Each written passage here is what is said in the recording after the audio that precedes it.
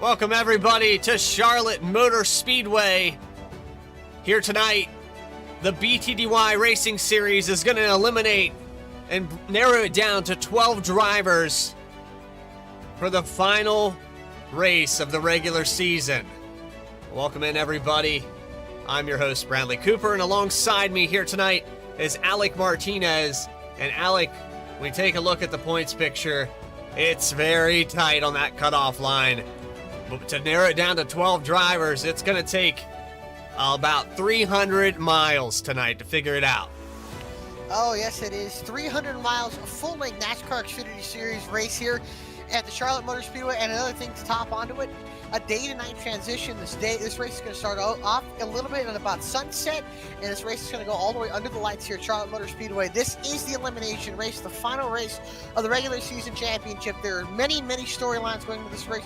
First storyline, Jeff Wright, Adam Cabot, 10 points separate them for the regular season championship. The regular season champion will receive 10 bonus points. Jeff Wright, the reigning champion, looking to go in as the number 1 seed starting in 2 or 3 weeks, I should say, after Christmas down in Atlanta. Then the other race as well, Dallas Sullivan, Ryan Shelton, Ray Massey, Jeremiah Vincent, Max Cost, Alan Dice. Those 6 drivers all have a chance at making the chase for the BTDY Cup. Everybody from Eric Hutton on up, so 1st through 8th is locked in on points. Angelo Ronis, he's going to need pretty much just a normal solid night, and he should be fine. No, Mikulski here he's in a good spot, but he can't afford to get in an incident which could take him out of the chase for the BTDY Cup. Dallas Sullivan, Ryan Shelton, Ray Massey, 3 drivers separated by 4 points. Massey going to be the cut line, but might I point out, he's going to have to start a little bit in the back. He's got his work cut out for him. And those 3 guys, the closest in points, all going to be fighting for every single spot that they can get, because that is going to come down to the wire by the end of this race. Jeremiah Vincent, he's going to need a solid night. He's only 9 points out for Ryan Shelton, his teammate, and also still has a chance in making the chase to the BTDY Cup. Let's go to our starting lineup here tonight for the Marathon 300. Eric Hutton, who is almost locked in, is starting on the pole, but might I point out, he has a penalty from last week's race at New Hampshire. Last week's race at New Hampshire had a lot of wrecks, a lot of cautions. This time, he has to go to the back to serve for 2 wrecks that were caused last week. Jeff Wright, he'll be able to keep his position in 2nd. Yusuf Ghali rolls off 3rd. Adam Cabot, he's going to be having to start in the back. Caused multiple wrecks last week, and unfortunately is going to have to he's going to start in the back. So Cabot to the back. The 2-time champion, Seth Hatchell, starting 5th. The rookie doing what he needs to do to keep above the cut line, going to start in 6th. 7th behind them, Cody Atkins, who has a realistic shot, but he's going to need a lot to happen, and most likely going to need a win, and all the guys to finish in the back. Then Angelo Ronis, almost locked in, going to start in 8th. In 9th is the rookie Caleb Weekly, with Joshua Banks going to roll off in 10th, who is locked in. Noah Mikulski right on that cutoff line. He's another driver that could lose it all here tonight in the 10th position in points. AJ Stravato in 12th spot. 13th, Dallas Sullivan, another driver that's right there on the edge. Chris Samar is going to start in 14th. 15th, Bailey Turner, Jeremiah Vincent. He's going to have a good day as well in 16th position. 17th, Ray Massey. Just crossed over the threshold after last week at New Hampshire. And Nick Starling in the number 94 will be 18th. Dennis Faircloth and Max Cost are going to round out your top 20. And we still have 7 more drivers to go.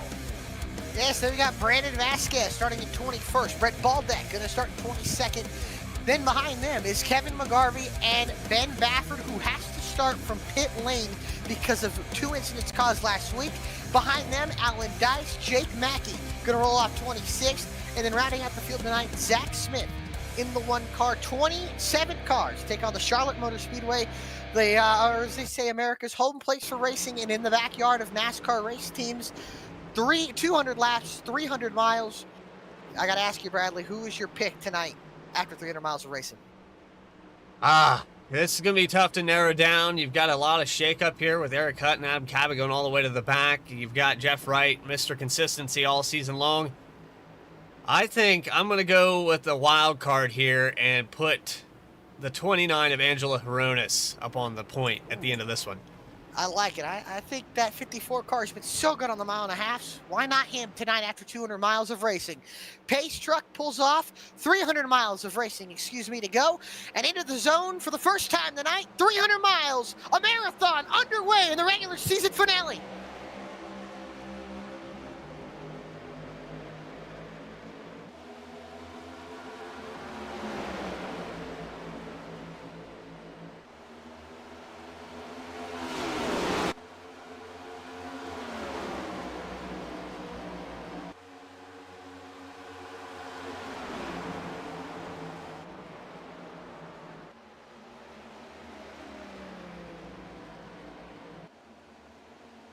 And coming around the lead lap number 1, it's the 48 of Jeff Wright. He's going to be up front just ahead of Yusuf Ghali. He pulls down inside line into 1 and 2. It looks like the top 8 have already figured out that need to run the bottom. AJ Stravado on the challenge here for 8th. And there's the first battle side by side, 7th, 8th position. Stravado going to power on the outside, get in front of Cody Atkins, maybe, but Atkins loses the nose in the wake of the 33. Noah Mikulski on the outside, and that patriotic 03 car gets very close to the outside wall, and now will have to carry that draft from the 33, but still stalled out next to Cody Atkins. Weakly behind them, his teammate Bailey Turner and Jeremiah Vincent, all so far in line. Everybody kind of just feeling it out. 200 laps, a long race, and a long way to go, and I expect there's long runs to go. I don't think we're going to see a lot of moving around on this racetrack. Maybe as nightfall, we might see a little bit moving around, but I don't expect a ton. I expect a lot of guys to be on that bottom. Bottom line has begun, and 81's around. Contact between him and Caleb Weekly. He gets it through on the grass over the transitions. Car bottoming out, and he's able to keep it going through the pit lane and no caution. Everybody keeps it going. Adam Cabot and Ben Baffert. Well, you talked about them. We'll take a look at the replay right now. Got loosened right for the 7, and I think the 7 really couldn't check. I don't think he was expecting that. And a great save from the 81 there, Cody Atkins. And now I want to go to a live shot here. Actually, let's go quick on board here with Caleb Weekly in that Trevor Project car on the outside lane. The Rolling Rock 81 in front of him gets just a little bit sideways, loses it, and around that 81 goes. A great save, though. But I want to take a look here behind these guys. I know these guys are battling, but another development here. Adam Cabot had to start from pit lane. He is 26th on the racetrack. 13 seconds behind the leader, and Ben Baffert had to start from the pits behind him. He's 27, dead last on the racetrack, 16 seconds behind the race leader, Jeff Wright. So a lot of work for these two to be made up, and a lot of ground to be made up, as well as these guys going to have to hope for a caution as Jeff Wright, the current points leader, pulling away from the two-time champion. But then it's hot and heavy between Shelton, Mikulski, Angelo Ronis, and heck, how about even Joshua Banks in that new paint scheme on the inside lane at 35? Orex car is almost a little contact there. And aggressive racing for a 200-lap race, only on lap 6. We got Oakley on the side of that. Oakley, there you go. Is that Oakley? Yeah, that's an Oakley car. Yeah, sorry, the fuel thing on the side kind of gets in the way. Oakley sunglasses. So here we go with brand new paint schemes. Drivers trying to figure out if they can make it into the playoffs, but we still got a lot of racing left to do, and I guess chase format would be the correct terminology. But I tell you, Ryan Shelton really turning up the heat here, up into the top 5. This is exactly what he needs to do. He's well ahead of Ray Massey and Dallas Sullivan. Massey, who was -3 on the cut line, is going to have to gain about 4 points. 4 positions on Dallas Sullivan. So Massey 15th, Sullivan 16th. Massey, if this were the end of the race, would need to finish in 12th to tie. Tiebreaker, I believe, goes to Massey. So interesting to see here as everybody's still jostling around for position. Guys getting settled in. Eric Hutton had to start in the back, already up to 13th. Another guy that's doing what he needs to do. The 03 of Noah Mikulski on the outside. Look at him go up to the top 3. Having a good run as we talk. Oh, well, a little contact there in the back. Wow. Joshua 3 wide. Look at this. 3 wide into 3 and 4. Bailey Turner in the middle. Pinched down on the 7 of Weekly. Oh, man. It's going to get That's going to be tight out of 4. There's still 3 wide. Oh, and into the dogleg here. It's going to get really tight. Banks got to be careful here. He's got to know. Look at this. Ronis wisely going to back out of it here, but still Weekly going to get the 2-for-1 special. Vincent almost into the corner panel of Bailey Turner. They all get it separated. Jeremiah Vincent trying to do everything he can to get in the chase for the BTDY Cup. And it's 2, 4, 3 rows of side-by-side racing. Vincent going to clear Banks. More 3 wide. 3 wide with Hutton. Going down to the inside, almost making contact with Banks.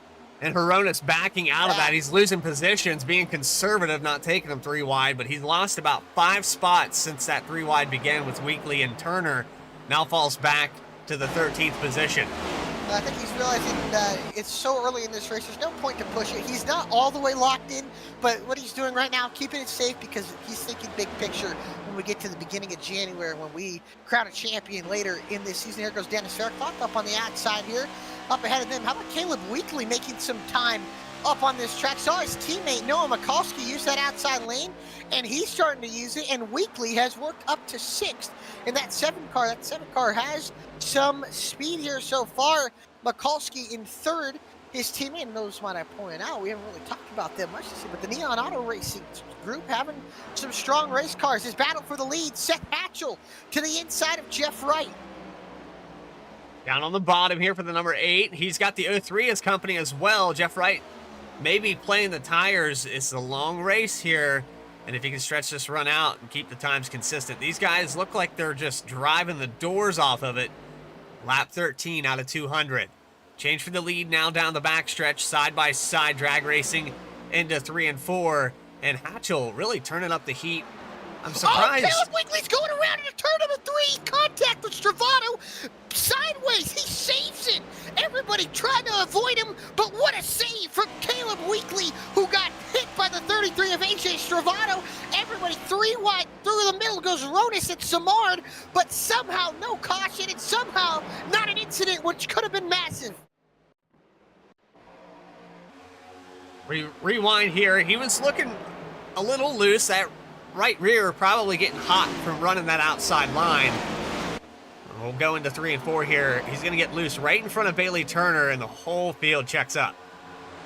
Travato was running him tight, but honest, I mean, he was pinning him against the wall, and Wiggly tried to, I guess, arc the corner, or try to turn it into the corner, and Travato was just doing the classic side draft there, and I think Weekly misjudged it, having a 33 up on that quarter panel. I don't think that's just a hard racing deal there.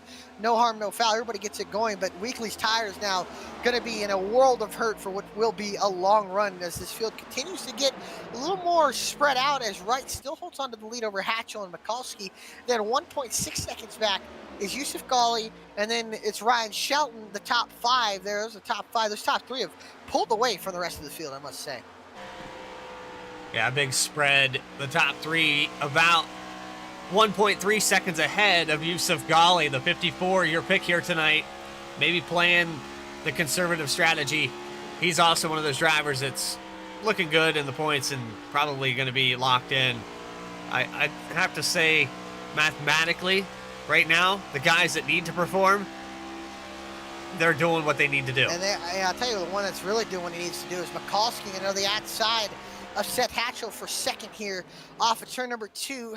Mikulski really utilizing that outside lane, carrying the momentum down the backstretch in that Fanatec 03, and he'll get that spot away from the VSPEED driver and the 8 car of Seth Hatchell. Now setting his eyes on the leader, Mikulski, having himself a great race, beginning of this race. And might I point out, the guy running in 7th, Jeremiah Vincent, is doing everything that he needs to do. Right now, he would be the last car into the chase for the BTDY Cup with his run so far. Sullivan and Massey not having the greatest of runs, and right now, Vincent is right on the cusp, about 1 or 2 points in. Just occurred to me that we don't have our track cameras working here tonight, but we're going to get through it for as long as we can just to make sure that we're on the same page. But when we take a quick commercial break, we'll come back and have those fixed up for you. You're watching the BTDY Marathon 300 at Charlotte Motor Speedway. We'll be back right after this.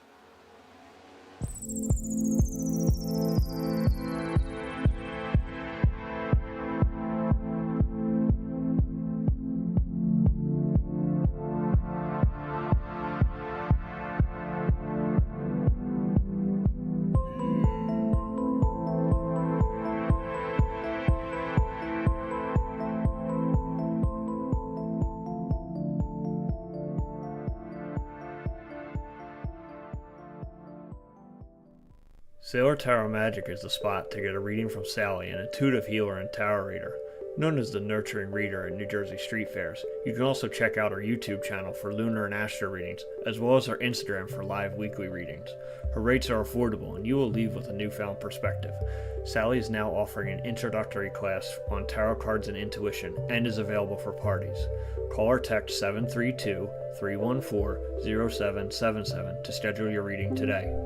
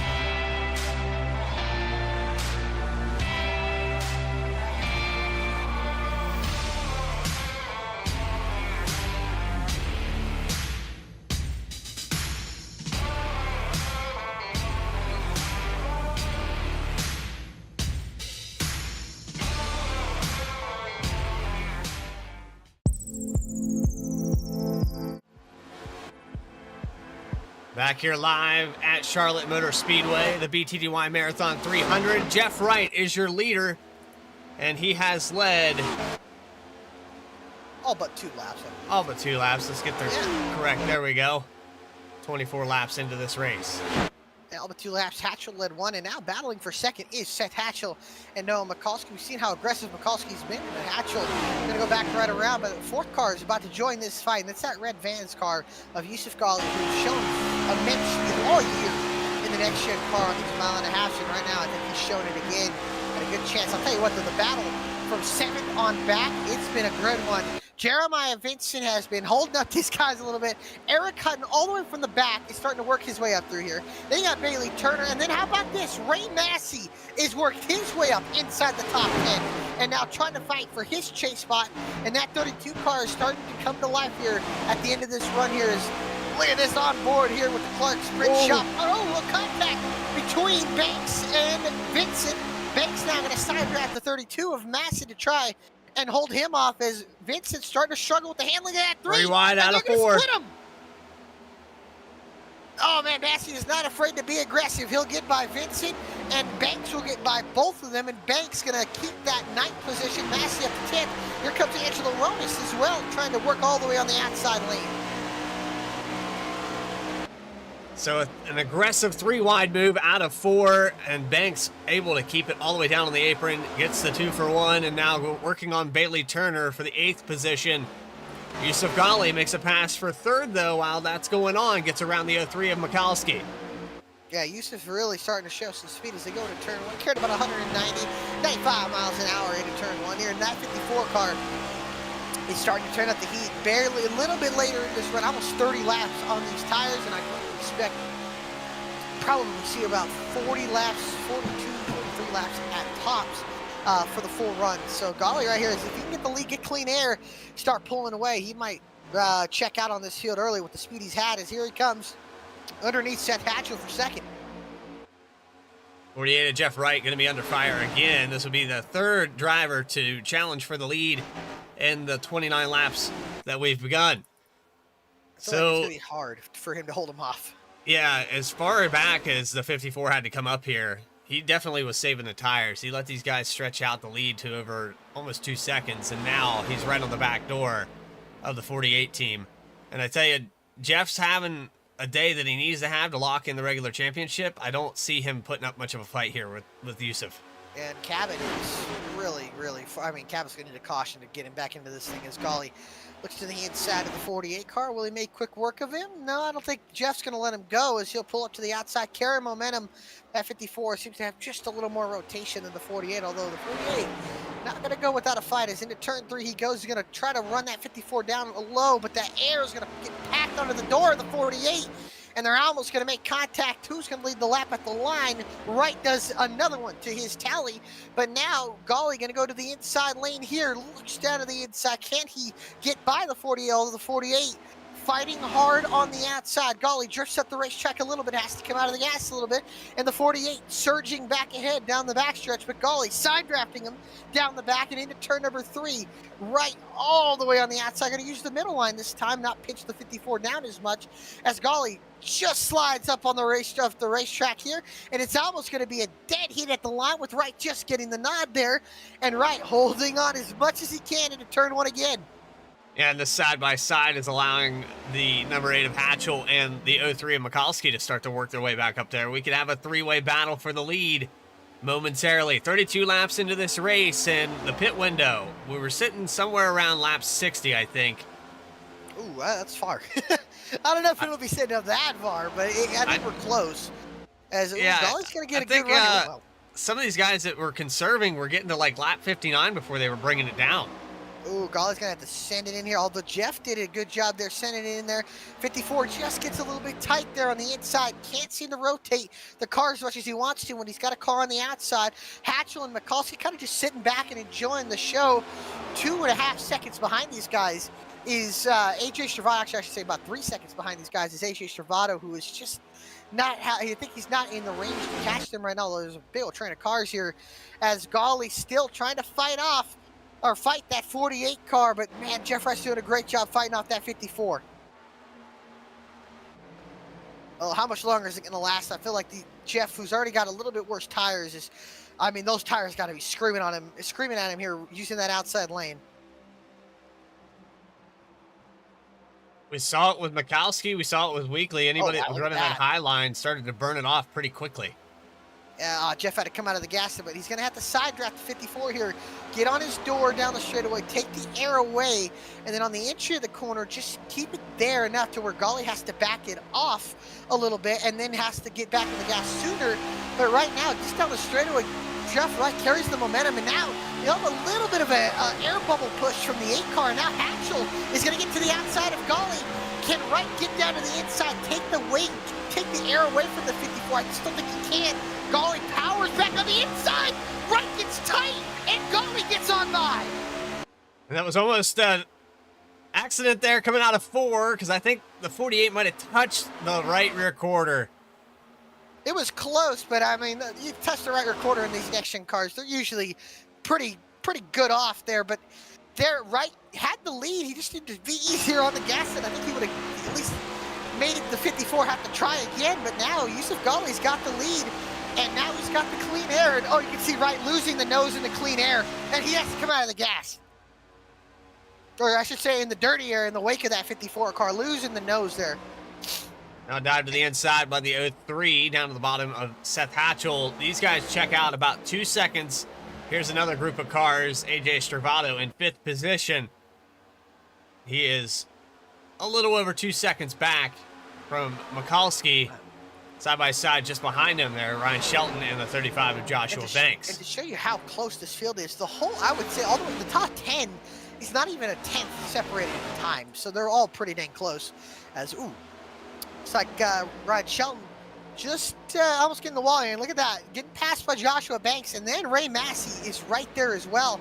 Talking to Ryan before this race started, he told me there was one car I'm worried about in this field, and that one car that I'm worried about all night is the 32 of Ray Massey. I need to keep him behind me, and right now he's going to have to keep him behind him because that 32 car is coming, and so is Dallas Sullivan in the 46, a little bit behind them, about, I'd say about a second or 2 seconds behind them, but nonetheless, Sullivan's still in striking distance if a bad pit stop, bad execution on pit stops. That yellow 46 has been turning it up here as of late, starting to get some top 10 finishes to roll out the regular season. Don't count Sullivan out of the playoffs either, or the chase rather, and You got Nick Starling there that's also in that bubble. Jeremiah Vincent back to 15th. Some struggles for a few drivers that are in this playoff window. Max Cost is back in 19th position, focusing on staying on the lead lap, but he's going to have to turn up the heat if he wants to have any hope of making that top 12. Tell you what, you know who's got speed is the 88 of Eric Hunt. He started on the pole, had to go all the way to the back, and look at, he's up to 6th, and he's on AJ Stravado here. That 88 has speed. It's just how far back does he fall behind Yusuf Ghali? Because, man, I'll tell you what, the 88 Yeti car, he's got speed tonight, and I think there's a chance that if we get a caution, this thing all gets, bunched up again. The 88 might be somebody you don't want to count out here. As behind Eric is a battle for 7th on the racetrack between Shelton, Banks, and Ray Massey. Yeah, these three have been going at it now for about 8 laps. They've been side by side. The 99 trying to keep the 32 behind him, but the 35 running the inside line. Not able to clear him here, and it's been kind of the same thing. 35 dives it down to the bottom again, tries to peek the inside. Shelton cuts off on the exit. I think they're going to settle down here as we start to approach green flag pit stops. And they're coming soon. I think within the next probably 5 to 10 laps. I think the window's a little bit more than I thought it was going to be. I think maybe 50 laps is a possibility here. Is look at this change for second. Seth Hatchell going to go underneath Jeff Wright, the points leader, and two-time champion. Going to work up to second is Yusuf Ghali, kind of starting to drive away from these guys, about a half a second gap over the 8 and the 48, and then the 03 about a second back, and then AJ Stravado and Eric Hunt about 3 seconds back from the leader. So there it is. What half a second looks like for the 54. He drove almost 2 seconds to catch up to these boys. It took him a while, but he got around the 48, and now the 8 gets around him.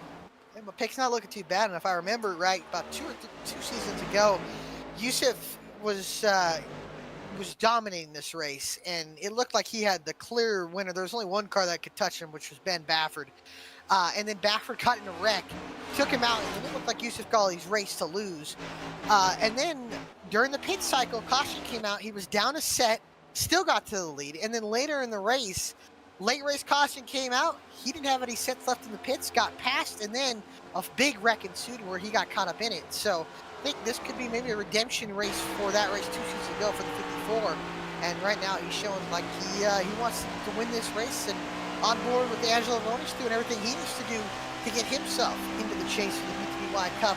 As Chris Smart just ahead of him, Smart having a solid run inside the top 10. Ray Massey, the rookie, right now doing a good job.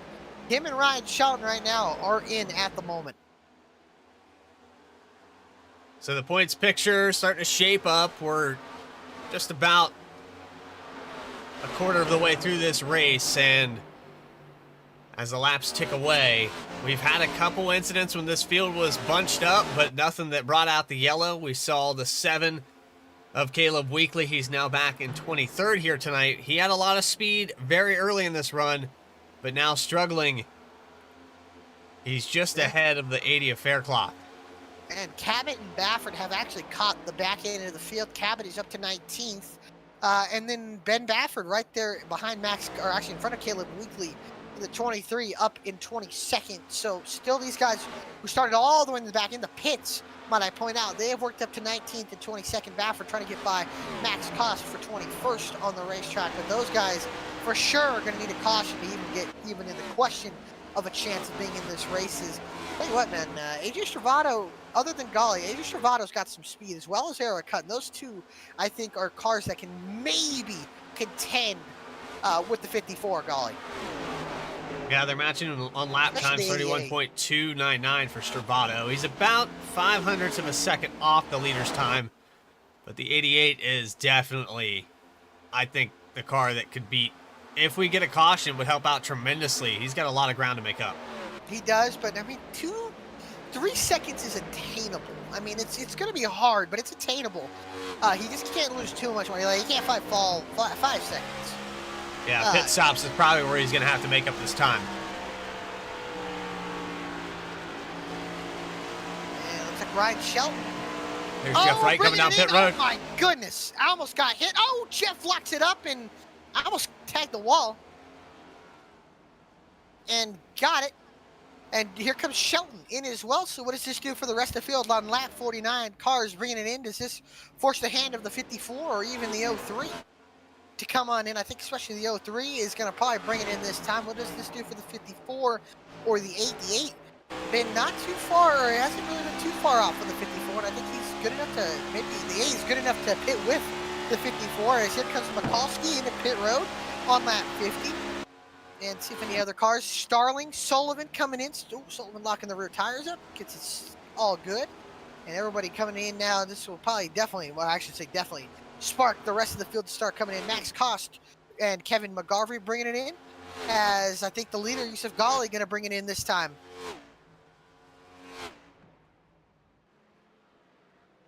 Seth Hatchell going to follow right in behind. Oh, Ghali locking up the rears. Barely going to make it. And wow, that's going to look really good there. And Seth Hatchell able to keep with the 54. And don't count out Seth Hatchell. When you give him a chance at the win, he's going to take it. He's one of the drivers out of the top 10, top 12 that have a win. Just hasn't had the finishes outside of that to maintain the top 12 in points. But he's been a fast driver everywhere we've went. I think Darlington was one of the races you could put up there that Hatchell was just performing well. Yep. And here comes Banks. Here comes Stravato, Massey, and Samard bringing it in. Samard House getting to the back of him. I think is that Bailey Turner staying out. Angelo Rona's going to get a lap led. How about that? Seth Hatchell beating Yusuf Ghali out of pit road. So the 54 maybe not as smooth on pit road as he wanted to be. Oh, great stop. And Eric Hutton going to come out a couple seconds behind them, but great stop from the 8 crew. Is Jeff Frank going to get ahead of these guys? As Brett Baldeck up into the outside wall ahead of him. Everything seems to be all right. It's going to hurt Hatchell run a little bit there, but yeah, Seth Hatchell going to jump the 54 in pit road. So some of these drivers have stayed out 53 laps. I said it, Alec. They can stretch it out pretty far on this fuel run. You know, we talk about fuel mileage. What about Bailey Turner? You know, we talk about fuel mileage races. We've seen Bailey win a couple fuel mileage races, and this one, a long 300-mile race, definitely a possibility. If he's trying to maybe, get a little more out of the car, 55 laps, that's farther than anybody, or 54, excuse me, farther than most guys have gone, so he'll bring it into pit road. Brandon Vasquez going to bring it onto pit road. Adam Cabot sailing. Oh, no, Cabot spinning. And he slams the inside wall on pit road. And it's over for Adam Cabot. A massive hit to the inside wall and heavy damage to the Atlas 17. And that might do it for his regular season championship hopes. Wow. Hits that transition coming in on the brakes and just throws it around. Car did not like that at all. Very hard hit. Yeah, and that was a hard hit. I looked like he downshifted too early and it spun the car and on board with him. Wow. He's slowing down, but it sounds like he doesn't really have a lot of brakes. And hard hit. He had brakes there, but wow. He is not happy. I'm hearing no, development. I think Ray Massey has had an issue, or I think he got a speed, or has he come in yet? No, he hasn't. And a speeding on pit road, I believe, for the 32 car. It's something you cannot have happen if you want a shot at the chase. And in his situation was in the chase, and yes, there it is, a drive-through penalty for the 32, and a lot of spots going to be lost. And possibly even a lap, and Massey gonna put himself in a hole here in a race that's gone green all this time. As yes, there's the top 2. Gonna go right around the 32, and Massey now falls a lap down. Chase hopes still early in this race, but now gonna be a lot harder to get those spots back. And who's in the catbird seat for that position? Dallas Sullivan and Ryan Shelton looking very good now. Focusing on staying on the lead lap for most of these drivers so they have a chance. And yeah, that race goes green. We go the full 300 miles. Adam Cabot, Ray Massey, pretty much out of the picture here. Now Dallas Sullivan up to 12th. He just gets by. That is the lap down car, the number 80 of Dennis. Well, Dennis is still on the lead lap. He's the last car on the lead lap. He is 28 seconds back. The leader's right in front of him. Yeah, that's something we got to talk about as well. Lap traffic will be a thing, will become a factor at certain parts in this race, especially in a 200-mile race. So, yeah, lap traffic's going to be interesting. And if we get a caution, and you never know with the way lap traffic's been, it's possible as Seth Hatchell going for the lead on Jeff Wright. Side by side down the backstretch. It looks like he might clear him here. He was going to, and then Jeff's been using that outside lane a lot, but is it working as good as he needs it to? As here comes Hatcher down on the inside. And look who's creeping back there. Yeah, Yusuf's there, but he's been, I think he's saving his tires. He's been really kind of left Hatchell go and kind of drive away. And Hatchell's starting to push it a little bit harder here, but you know, I think this is what Yusuf needs too. If he's going to save tires as hard as he is, watch these two, let these two fight each other as hard as they can. Then get around them when you need to. Here is Wright doing a good job holding off this 8 car, but you know, if you're set, just ride around, let the 48 lead. Or if you can get around him, Dennis right in front of him. It's the outside wall coming off of 4. He's going to sail it down into the grass. A little hang time there for the 80. Yeah, Seth and Jeff appreciating him not coming back up the racetrack and getting into him here. See right here, Seth should be on that left rear quarter panel, pulling him back. There you go, pulling him back here, and then side draft him, and then diving into the corner, see if you can get him. But man, Jeff's doing such a great job being able to hold him down on the inside. Losing the nose for the 8. He wasn't able to get back to the throttle. They're going to be really tight off of 4. Looks like a lap lead here for the 8 of Hatchell. Yeah, and then right here, I mean, they're just stuck side by side with the way the arrow is on these cars. And then Jeff going to kind of pin him on the door, and then Hatchell has to get out of the gas. And then right here, Jeff should be able to clear no problem down the backstretch. And right now, Hatchell just doesn't have an answer for him. If Hatchell can get to the outside, I think he can get by him. But man, it's just so hard when you're trying to save tires, but also trying to get the lead. And then the fastest car behind you is on the same tire strategy as you, but he's been saving, and now he couldn't get the pass completed. And now he's got an even bigger advantage on it. This just single file out, 1.3 seconds back to the 54 of Yusuf Ghali. Let's tack on another 1.5 seconds to the driver that was running in this top 5 with these two. That was the 03 of Mikulski. Mikulski's not having a horrible race so far. I'll tell you what though, Eric Hutton got passed by AJ Stravato. Stravato now has the tire advantage of the guys in the top 5.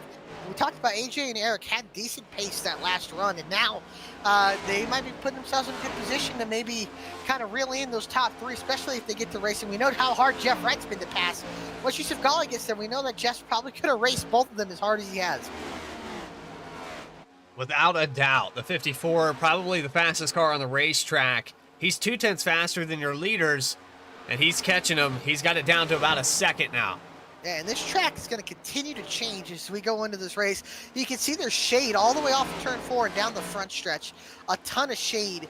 And eventually, as we get later into this race, we will go into nightfall. The lights will come on.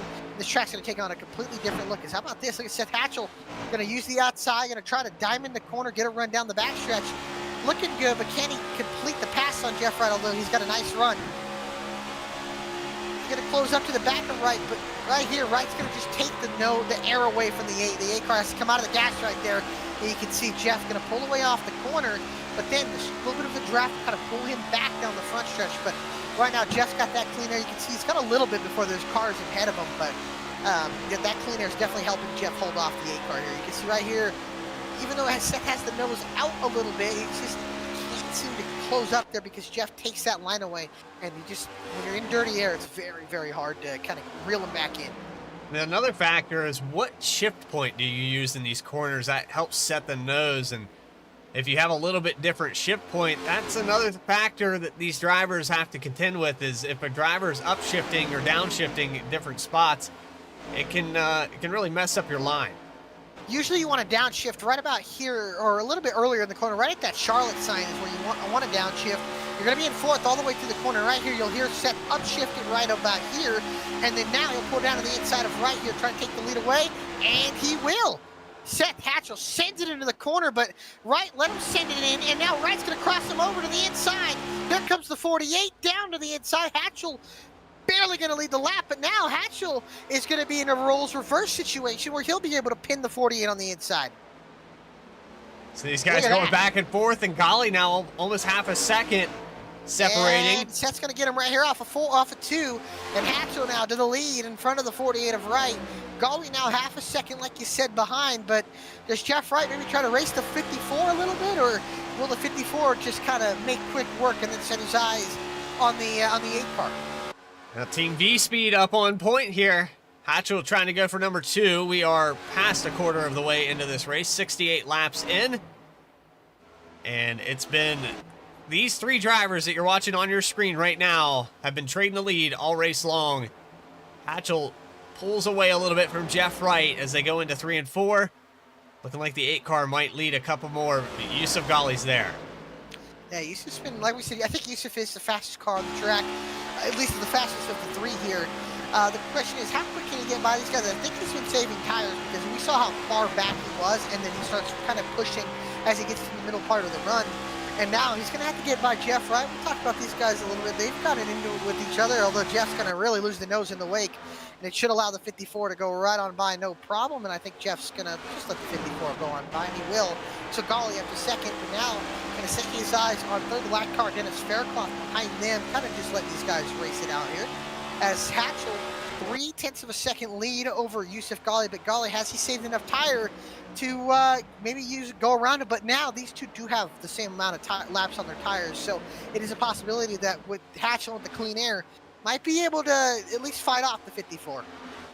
Taking back through your field a little ways as this battle subsides. Noah Mikowski's running in 4th. AJ Stravano in front of Eric Hutton by about 0.3 of a second. Hutton, the pole sitter, started up front, had to go back to the end of the field, the longest line, for a penalty. These two have kept the leaders in range, 3.5 seconds, but as this race progresses, Hutton's going to have a phenomenal pit stop to make up some of this time. I think he's just matching the lap times of the leaders. He's not really a 10th or 2 faster, which is what it's going to take to catch up. It is, and later in these runs, and as pit cycles continue, what do they go, about 49 laps or so, 50 laps? So looking like a 3-stop race. So you'll probably pit in the next 30 or so laps, and then you'll do it one more time, and then all the way to the end here. And that's probably what's everybody's looking at. Is here comes Gawley looking for the lead on Hatchel. As lap traffic is going to be a factor here pretty soon, although Gawley does have a significant amount of pace compared to the end. I think the 8 car might have burned up his stuff battling that 48 car so early here. Is Gawley pressuring the 8 car. He's going to get a nice run, going to look maybe down to the inside. He's going to get right to the bumper, and now he's going to look to the outside. The old switcheroo, and the 54 car up to the outside of the 8 of Hatchel, sends it in on corner entry. The 8 car going to be able to stay with them, but can he stay with them on the exit of the corner? No, he won't. Yusuf Gawley now back to the point and back to the lead halfway down the backstretch. On the lap 73, that 54 car is a noble steed. Jeff Wright falls off about a second from these drivers. Noah Mikowski's starting to reel him in. So the 03 playing the conservative game, just maintaining this top 5. He might have a shot at a podium here. As this race cycles through, the next pit stop's somewhere around lap 100. And I know that these drivers during practice were stretching it further. If you're further back in the field, like with Bailey Turner, he stretched the run the longest, I believe, with Adam Cabot, and unfortunately Cabot making a mistake on pit road, but the 24 of Turner is in 12th position, so it looks like that 3-4 lap tire advantage hasn't really panned out. No, it really hasn't. I mean, he's kept it solid pace, but nothing. He's a 10th crazy. faster, I'd say. Then the lead pack is running like 30.9, 30.8. He's running a 30.7. But it's just, he's so far back. We're talking about 11 seconds. It's just too far back, I'm afraid. There's Dallas Sullivan. Again, caution. Yeah, caution's what he's going to need. And yeah, Ray Massey's got himself a battle on his own. Actually, right now, he's doing that. He's passing Dennis Faircloth. And that's the battle for the lucky dog right now. And Jeff Wright, unfortunately, is caught behind these two. And is kind of just getting weight on both lanes here, so he can't really choose a way around. And Mikulski's kind of reeled these guys in. Wow, a little fishtail there from the 80 car, Faircloth, and Massey gets that spot. So caution comes out now. Massey's the lucky dog, but then you got to watch out because ahead of Massey, not too far ahead, and a far of the leaders, is Max Cost, who is probably two or so laps away from getting lapped. Yeah, he's he's struggling here tonight. The 63, who is also on that playoff contention when the chase is coming down to the wire. You said, what, 5-6 points separating 10th through, or 11th through, like, 13th, so Max needs a lot of things to happen. One of those things did happen.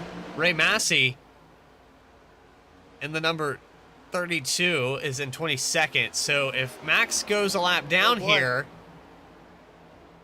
Getting by Mackey there, and then the 69 car, and then Koss still trying to fight for his lap, but Max is a respectful driver, so he'll probably let him go here and let Yusuf go down to the inside here, and unfortunately, the 63 is going to have a hole to dig out of as well, going to go a lap down, and Koss sitting 22 points behind the cutoff line here, and right now, not the way he's been needing it to go so far tonight, and pretty soon, I must say, you see this, you know, we look at Yusuf Ghali, who's in a Toyota Camry, the 2022 version, or 2023 version, I should say. You know, right now we look at that, but that's going to be different here within the next probably few months. And, well, we know how that's going to go soon, as a lot of changes coming to not only the Toyota Camry, but as well as the Ford Mustang Dark Horse, and I believe the new Toyota Camry XSE. Completely different front set. We just tested in Phoenix actually today in a tire test for NASCAR. So yeah, new vehicles probably by the time we get to the championship race, if not halfway through the chase. I'm assuming we'll have updated bodies. All I heard was I have to shell out another $12 to iRacing. That's all I heard. Oh, Jeff right off the racetrack. Wow, that was a big moment there. Not sure what happened. Let's go back. We'll take a little replay here coming out of turn 2. I don't know if he got tight with a lap car. Yeah, he got tight in the wake of the 03, and then the 69 car was there. And he just bounced off him. No harm, no foul, but a good save out of the 48 there, but just a little bit wrong place, wrong time there, and unfortunately cost him a lot of time and a position to Mikulski. And now AJ Stravado and Eric Hutton kind of ran the 48 down. Yeah, Stravado on the back bumper, Eric Hutton just behind him. And Jeff Wright, who shows a lot of speed in the short run, he's led some laps here tonight, but now under fire to go out of the top 5. Joshua Banks about a second. I tell you what, that Oakley Matco Tools 35 is a sharp-looking machine here tonight. It is, I must say. It's a different look from how I like it. Under the lights, this car might look even better. And I'll tell you what, under the lights too, the track's going to continue to change. The evolution of this track is going to continue to get different. The track's going to cool down. We'll look at the track temperature right now, and a Faircloth in the wall. Oh no, Dennis is spinning. Is he going to save it is the question. And a big hit for the 80 car, and probably a bent toe link to go with it. And a good save there from Dennis, and a little bit of damage now going to be on the right side of that Geico Toyota Camry, as the track temp currently at 77 degrees, the ambient temperature at 71 degrees, and now Faircloth gonna pull it down to the apron with some damage here. And I think he was getting passed here by Joshua Banks, got a little bit too high, maybe up into the marbles. And I think just lost the handling of the 80, and now the 80 car gonna go limping across on the inside lane, go on board with them, gets a little bit too high, gets up into the wall, and then it kind of snaps, and then gets a little tank slapper. And now Faircloth pulls it behind the wall.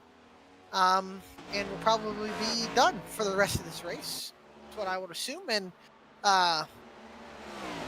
it's be the second driver. But yeah, Faircloth, you know, doing a good job. Or excuse me, Yusuf Ghali got the lead, but Hatchell's doing a good job keeping him in his sights, though. He hasn't really let Yusuf kind of pull away. So interesting to see. As I'll tell you what, AJ Stravado starting to turn up the heat a little bit, starting to put some faster lap times down. I don't know it was the fastest that last time, but I think AJ Stravado and Eric Hutton are starting to make some time up. The question is, how much more time can they make up in the next 15 to 20 laps here on Ghali to close in better and maybe have, you know, gain a little bit on the pit stops?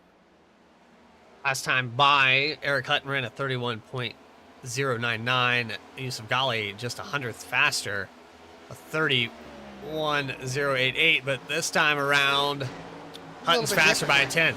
And Ghali is getting pressured by Hatchell again. Hatchell was on his bumper into the corner until Hatchell kind of lost the weight there. But I think Ghali's hand kind of starting to fall off a little bit. Not nothing too crazy, but it is starting to lose a little bit. And he was a lot. Good job. He was a lot more aggressive earlier in this run than compared to last time. Car off the wall there. I think that was maybe the 7 Weekly. Nope. No, that's Weekly battling here for his lap here with Ray Massey. I believe that was Brandon Vasquez that bounced off the wall, or Brett Baltic, one of those two up ahead of them. And Vasquez in 19th in the 19 car, the last car on the lead lap, Golly. And Hatchell setting a pretty decent pace here. As this battle for the Lucky Dog's still pretty good. I know it's kind of meaningless in the sense of the race, but meaningless in the sense of a chance for a championship between Massey and Weekly. If a caution comes out, those two will be battling for the first car lap down. Right now, Massey got by and now has a decent shot at what will be the race for or at least the race for the Lucky Dog and getting back on the lap. But of course, AJ Stravato has ran up on these guys, and he's going to have to find a way around them. So we talked about the lap down. You've got Baltic going 2 laps down, so he would not be eligible for that Lucky Dog. But the 19 of Vasquez, Massey's going to have to catch up to him now. He'll be the next car that the 32 has to get around, because Yusuf Ghali's picking them off one at a time here. We've got about 18 cars that'll be left on the lead lap if Vasquez, and I would assume, is probably going to get past before pit stops here. As they go down the backstretch, Hatchell falls off, back to half a second back. Mikowski, he's pulled away. Yeah, he hasn't really pulled away from AJ, because AJ's starting to slowly but surely reel him in. But I mean, he's held his own. I mean, he's definitely a top 5 car from what I've seen all day. He's got some pretty decent speed in that 03. Right, man, he's fallen back all the way to 7th. I don't think that pit strategy's been working out as good as he thought it would hope. But yeah, right now he's back to 7th. Sheldon's not really ran him down a whole ton. He's talking about even lap time with Jeff. So Jeff right up on settling 7th to the next part of the cycle starts. Although, man, caution free for 90 laps. We saw this last year with the Xfinity cars. This race went caution free last year. And I think it's possible right now with how spread out this field is getting. It could go caution free again. That makes sense. This is one of the very first racetracks that you get on the iRacing service when you purchase a new subscription. And so a lot of these drivers have had plenty of time to learn the surface and the way this track handles. Even with the new tire models and all the updates that we've had, this track really hasn't changed all that much. It's always been kind of a bottom line racetrack. Well, another thing I think we got to throw into the equation when the chase comes out, you know, we have the big update was today and I guess tomorrow as well, right? But yeah, the new track surface is the dynamic track, so they say, is coming back. I don't know. We've gotten that story the last year and a half. So. Yeah, the last year and a half has kind of been the thing, although I don't know if I'm buying what they're selling yet, but we'll see. I'll tell you, it's been one of those things that I felt like it was a me problem, but maybe it was just a code problem. Because I don't know how you feel about it, Alec, but there just seemed like there was a day where we got on the service and we weren't as fast as we used to be. I kind of got into broadcasting and then I kind of slowed down. So. That's not it at all. That can't be it. I don't know. No, but no, these guys continue to get better. I know a lot of these guys in here are way better than I am. So, but no, I feel like I need to get back on the track a little bit more. But that's more for the official. I love being up here in the booth and watching what we're seeing right now, which is the battle for the lead between Hatchell and Ghali. But yeah, no, this is, you know, I love seeing racing from a different perspective, and this gives me a whole different perspective. And I get to talk talk the passion and the sport that I love. And I know it's virtual, but man, it's awesome to see, even in how good iRacing is. Really, really, you got to give iRacing credit, man. It's over awesome a decade that old. we have this, yeah, and to where we are now. I mean, I remember being back on the service in 2018, as crazy as that sounds, and it was just so much different. The Gen 6 car, and then we did have the dynamic track that I do miss in the V6 tire model, if you remember. I do. I remember being able to drive off the right rear. That's what I missed the most. That was so fun. I love hanging the right rear out. That was always fun, but it's kind of hard on this one on V7. But like I said, hopefully with the new surface updates and everything, hopefully get a better racing for not only for the drivers being behind the wheel. Trust me, I know even being behind the wheel on these tracks sometimes can be frustrating, not having another line to go and use and get out of the dirty air of cars in front of you. But I can't wait to see if that's going to be a possibility in the upcoming things, because not only is it going to be good for the drivers, it's going to be good for us too in the booth. Is looking currently as we're coming up on the halfway mark in this race. Our point situation, Dallas Sullivan on the cut line right now, Ryan Shelton on the cut line over Ray Massey, Jeremiah Vincent, Max Costin. Shelton doing everything he needs to do, running in 8th, has quite a mighty advantage over Massey. Unless a caution comes out, Massey the second car lap down, so not in the greatest of positions, and Dallas Sullivan running in 14th, doing everything he needs to do to just stay ahead of the 32 car so far here today. As closing up on green flag pit stops, I'm sure they're going to be coming up very, very soon, as Hatchell has not let the 54 go, is closing up on Jeremiah Vincent in the 3 car behind them. You got AJ Stravato and Noah Mikulski and Eric, the idiot of Eric Hutton, who've kind of been stuck in some lap traffic the last few laps and haven't really been able to kind of get away from those cars. They've kind of just been stuck together. See the 32 of Massey slowly catching up to the 19 of Brandon Vasquez, and that's for the lucky dog position. So now Noah Mikulski's going to find himself in between a multitude of battles. Battle for position, battle for lucky dog, and the battle to get on pit road and outsmart your opponent. It's all coming down to lap 100, and I think Jeff Wright, as far as pit stops go, I think that 48's regretting his early pit stop. Yeah, I think he is. Good. That was a smart tactical move there from Seth, and that's going to have to bring probably Yusuf Ghali in for sure. And Ghali's going to get trapped behind a lap car here. Jeremiah Vincent, and Vincent doing everything he needs to do to kind of stay ahead of Yusuf here and keep his lap. But right there, that in lap for Ghali, if he pits, is going to be interesting. It might hurt the 54 car, though. I think Yusuf's going to do another lap around the sun here and keep it up here. And Seth Hatchell going to get probably get the jump here from short pitting, as just leaving a stall.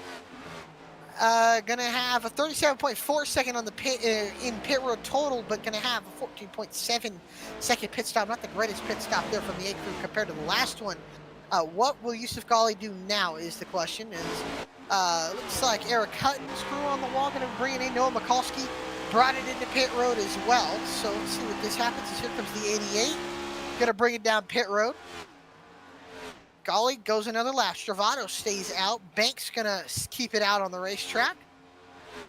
Then the 88 comes in, the Yeti Coolers machine, and then looks like, oh, we got a caution on the racetrack.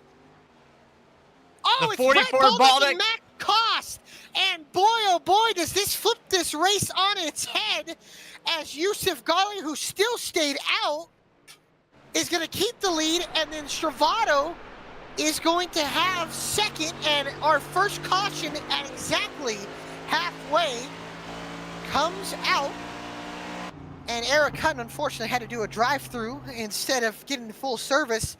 But the first caution of the evening comes out, and it involves the 44 and 63, and it looks like, wow, Jeff Wright's involved in that. And the regular season championship leader is involved, and heavy damage to Jeff Wright's car. What happened to the 44? What was Baltic doing? I don't know what happened, but is he a tire down? I don't know. Wow, that's a hard wreck. I mean, I'll go back, but did you see the way I haven't really seen that much, but it looked like the car was bending back. I think he blew a tire. Yeah, I think he had to have blown a tire. I mean, to go up that quick, and Ben Baffert just missed that, but I think he blew a tire. It looked like if you want to go back on the outer view, he hits the wall, and this might be a good angle. We'll see him come by. Yeah, that I don't know. It's a weird situation. Yeah, that right front's down. Or either right front or right rear is down. You can see the cars bending down, and nowhere for Jeff Wright and Max Cost to go. In an unfortunate situation, and that 48 car has a ton of damage. And unfortunately, he was trapped a lap down. So he is going to be in a lot of trouble here as cars coming off of pit road. As Yusuf Ghali wins the race off of pit road. Stravato second, Banks third, then Turner fourth. And like I said, there's nowhere for Jeff Wright to go. That is unfortunate. Baffert barely sneaking through that. Yeah, in the and 23. you know, Baffert sneaking through that. Remember we talked about him. He started from the pits. He's in 6th place now, as Jeremiah Vincent actually got the lucky dog on that. And Ray Massey, I believe, is the first car lap down, but he has to pick because he's got 47 laps on his tires. Dice is in pit road, the last car on the lead lap, but Massey, I think, is in a bad spot. Might have to pit here, and this is going to bunch the field up tremendously here. Cabot is 1 lap down, and now Wright. And look what happened to Noah Mikowski. That puts the 03. Yeah, Mikulski is a lap down. He's going to have to take a wave around as well. Look at Seth Hatchell. He's going to have to take a wave around. This puts Cabot in a better spot, though. He is going to be back on the lead lap. I just, man, what a shakeup here. And whatever happened to the 44 of Baltic, I'm sure we can get some details on that. But whether it was a tire going down or not, this throws this strategy completely out the window, happening right during green flag pit stops. Anybody that was down pit road before Yusuf Ghali is in an entirely different situation. They are, and yeah, this really has flipped this race on its head. As you know, who should we pull up here while we're halfway through this race? I think we pull up the number 88 of Eric Hutton. Oh, he's been fast. That. I like that, actually. I'm sure Eric's going to have a fun time here, and see if I can pull him up. Hey, Eric Hutton, Alec Martinez, Bradley Cooper in the VC booth. Got a copy? Oh, I got you, driver. Well, driver, you look fast. You started on the pole. Obviously, last week's penalty, you have to go to the back. And then that caution came out right the kind of the wrong time as you were pitting, but you're still in 10th, still with a decent shot at this race, still another 100 laps to go. How are we feeling for the outlook of this race here? Well, I think I still got dropped to the back for this for pitting there. I don't know what happened, but I mean, we're in decent position, you know, position-wise, track position-wise, we're doing pretty bad. Just wish, you know, we could have started up front in clean air and let some laps, but you know, a call last week and kept that from happening. But it's all right. We're having fun. Exactly. Well, we appreciate your time, Eric. Good luck the rest of this race, man, and maybe we'll be talking to you again when it's all said and done. Yep. Good luck to y'all in this race too. Hey, also, because I know you're partial teammates with Brett Baltic, any idea what happened to his car or no? He said he blew a tire. Okay. So. Interesting. All right. Well, we appreciate that then, Eric, and well, good luck rest of this race. Anytime. All right. Eric Hutton, who used to be in the broadcast, and yeah, that confirms that of blowing a tire from the 44. And now 17 cars going to be on the lead lap after 4 of them are going to take the wave around here on the racetrack. And Seth Hatch are going to be in 13th, but a little bit older tires. Jeff Wright as well brought it in. So now the front row becomes Ghali and Stravato. And might I point out, look at this track and look at those lights. I don't know if we get an aerial view or anything like that, but the lights have come on, and we are under night here. As yeah, this race is not turning into the night, and with these cars being all bunched up together, it's going to get really interesting really quick. As yeah, it's getting good. You can see the lights; they're on the track, and oh boy, when the race gets under the lights, and you know what Larry Mack used to say, the night time is the right time, and we still got a halfway to go in this 300-mile race, about 60 miles down, and another 140 laps to go as the pace truck lights have come off, and we'll finally have our first restart of the day. And you know, they say cautions breed cautions, and a lot of new faces up at the front, and oh boy, is this going to get interesting as the pace truck will pull off onto pit lane and will come into the Geico restart zone here from the Charlotte Motor Speedway. Ghali on the inside, Stravato on the outside, green flag back out in the air, and we're back underway here from Charlotte.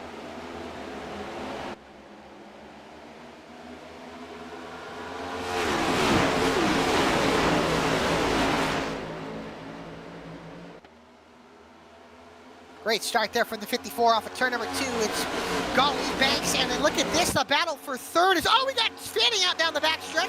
Everybody keeping it going, and I think that's Jeff Wright, who might have some damage, or well, I should say might have. He definitely has damage, and right now, I think he's struggling a little bit with that car on older tires and a heavy amount of damage up at the front.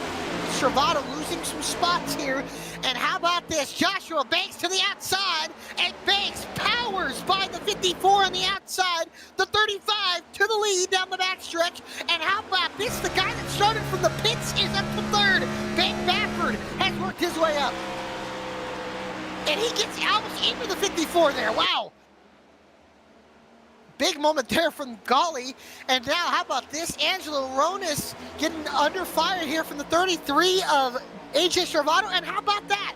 Dallas Sullivan behind him in the 46 car on the inside, doing what he needs to do to get himself into the chase.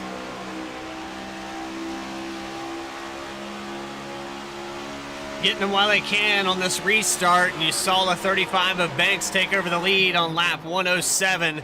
So now a new face up here in the front. You give these guys an opportunity with a reset, they're going to take advantage of it. Yes, they are. Ray Massey still a lap down, I'm afraid. He had to come in and take tires that last time. Oh, no, yeah, he is a lap down. He does have freshest tires, but first car a lap down if we get an incident, which is possible with how bunched up the field is again, and under nightfall, the draft is bigger, and the tire fall off is a little bit less, so maybe track position is going to mean a little bit more as Sullivan goes up to the outside under pressure here. Look at these guys battling. Nick Starling in that 94 car on the outside, Bailey Turner, that white and orange Celsius machine on the inside. Then there's Hatchell and Eric Hutton trying to battle here as up at the front, battle for the lead again. It looks like Banks under pressure from Golly, Baffert right behind them, then Stravado and Ronis is now side by side here for the lead, but Baffert going to go to the outside, push the 35, Golly on the inside, and Banks battling for that position in that new Oakley Chevrolet Camaros. Oh, Golly loses the nose on the inside there, still losing it there, but almost gets up into the 35. And here they come. Yusuf Ghali going to try to go into turn one with the lead. He will get it, but can he clear the 35? As the 35 try to power back to the outside, he won't be able to, and Banks loses the lead to Yusuf Ghali. Ghali playing the strategy well. He allowed the 35 to get by him with ease, and then slowly reels him back in, gets back to the bottom. Oh, a little tag on the apron for the 54. Baffert's going to challenge for the lead here very soon. You know, and I'm curious, we haven't really seen the 23 all night. We haven't talked about him all night because he had to start from the pits. And now he's in the top three battling for the lead. Oh, he loses the door there. They're going to door bang between him and the 35. And I don't know if you remember what happened last week where Baffert and Banks got into each other, sending the 35 into the wall. But look at this. I mean, it looks like a super speedway race. How about Bailey Turner sitting at 3 wide into turn 3 underneath Samard? He'll get that spot away. Hatchell and Sullivan battling together here as, oh, Banks almost touches the wall. And it looks like a super speedway race. Look at how packed up this field is. This is reminiscent of Atlanta. We'll be there for the start of the chase, might I point out. As now, it's weird. He's going to have to like control the lines. Banks powers up to the outside because Dallas Sullivan has worked himself up into fifth. And Banks trying to get by Baffert. Won't be able to, but look at that. He powers to the outside of the 54. Oh, man, and a cutoff there by Baffert. Oh, man, I thought Baffert was coming across the nose of Sullivan. He's going to work the outside line and now back down to the bottom behind Yusuf Ghali. That dirty air on the bottom right now not working for these drivers. And Banks going to try to get the momentum off of turn number 2, but Ghali's going to come up to the outside, side draft him a little bit down the backstretch. Now Sullivan powering up on the outside, trying to get around Baffert.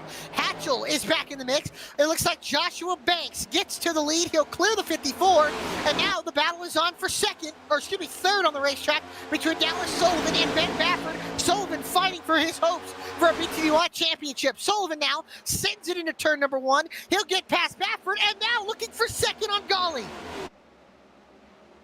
The 46 car looking good here in the closing laps of this race. Past the halfway point, he passes the most laps led driver, the 54 of Yusuf Ghali. He's trying to set that nose. You can see him downshift there a little earlier than the rest of the field, but it's not enough here, and the 46 is going to be door-to-door into 1. Yeah, Sullivan powering on the outside. Can't he get by the 54 is the question. Man, he drives it into the corner. And look at who's back up to the front. The 8 car of Seth Hatchell, who was the only car that seemed to be able to run with Ghali in the 54. But now Hatchell on a little bit older tires. Used tires, might I point out, from the last run before the caution came out. And Seth Hatchell up to third. But Sullivan loses the nose in the wake of the 35. And now he'll fall back to the clutches of the 54 and the 8 again. Just can't get clear of that inside line. If Sullivan could get around the 54, he could probably go up there and challenge the 35, but Joshua Banks loves what he's seeing behind him. He's just stuck in a side draft fest right now. There's really no momentum anywhere. Like I said, it looks like a super speedway. You got 2 rows, 3 rows of side by side. and there's just nobody really pulling away from each other. Though right here, he's able to kind of get into the entry, but once they get the center off, Golly just seems to be a little bit better. Oh, Bailey Turner up into the outside wall. Got a decent shot, nothing too, no harm, no foul, I don't think, but a decent shot there to the 50, or to the 24. And they get back going once again. Is Golly gonna get around the 46, and heck, he might get the 2-for-1 special. Yusuf Golly using the power of that 54, and now gonna go to the inside of Joshua Banks, and he'll get the spot, and Golly back to the lead. Wow, what a power move.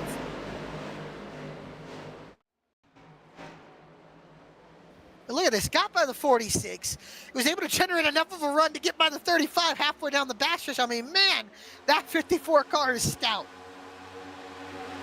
He's put on the speed here all night long, and that's why he has the most laps led. He was able to get by Jeff Wright on about lap 40, and ever since then, it's been Yusuf Golly. The 35 of Banks, though, never really had the opportunity until right now. Like I said, the lights are now on. You can really tell on the front stretch that the lights are on, and Golly in Banks kind of pulling away a little bit, nothing too much. Just Hatchell trying to get around Dallas Sullivan for third. He will. Sullivan, though, going to fight back on the outside lane. Won't be able to keep the spot, and loses the nose in the wake there. And now Ben Baffert going to go down to the inside in that blue and white Ford Mustang, trying to get underneath Dallas Sullivan in the green and black Ford Mustang. They're still side by side. Dallas Sullivan holding on nice, but is he hurting those Goodyear Eagles just a little bit too much using that outside lane? Who knows? It's going to be hard to tell. But Baffert takes fourth, Sullivan back to fifth, and the Italian stallion AJ Stravato now goes down to the inside.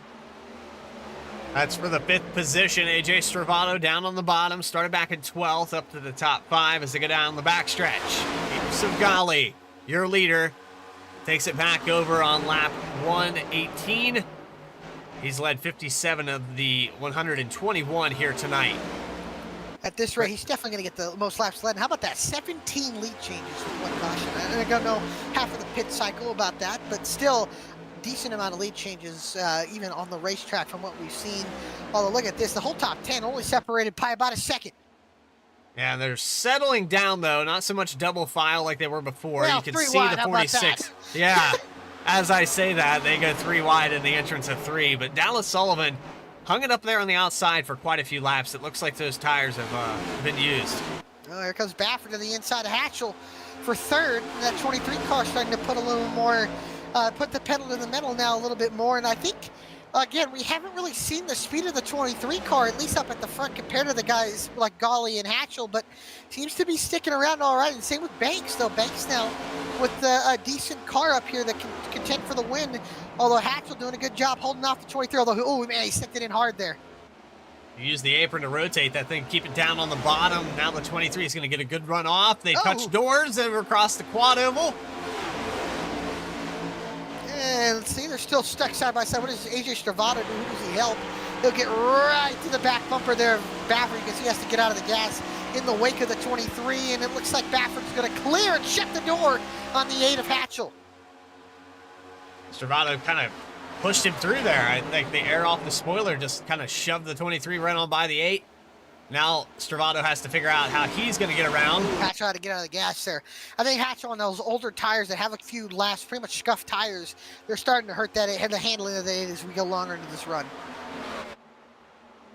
So back to side by side. Sullivan falls back to the 8th position. Eric Hutton gets by him on the inside as they exit Chris Simard in the 10th position, just behind the 46. But they've settled down tremendously. I know that this race has been flipped on its head. Checking in with the 17th place driver, Jeff Wright. He's got heavy front end damage. He's praying for another caution to try to repair some of that. He is, and I'll tell you what, though. Right now, Ray Massey's doing everything he can to try to get, but right now Massey's needing a caution because Ryan Shelton and Dallas Sullivan, who's in the top 10, are on the lead lap right now, and they're doing everything that they need to do to keep ahead of that 32 in points. And right now, without any caution, Massey tracked the lap down. The best he could finish is 18th.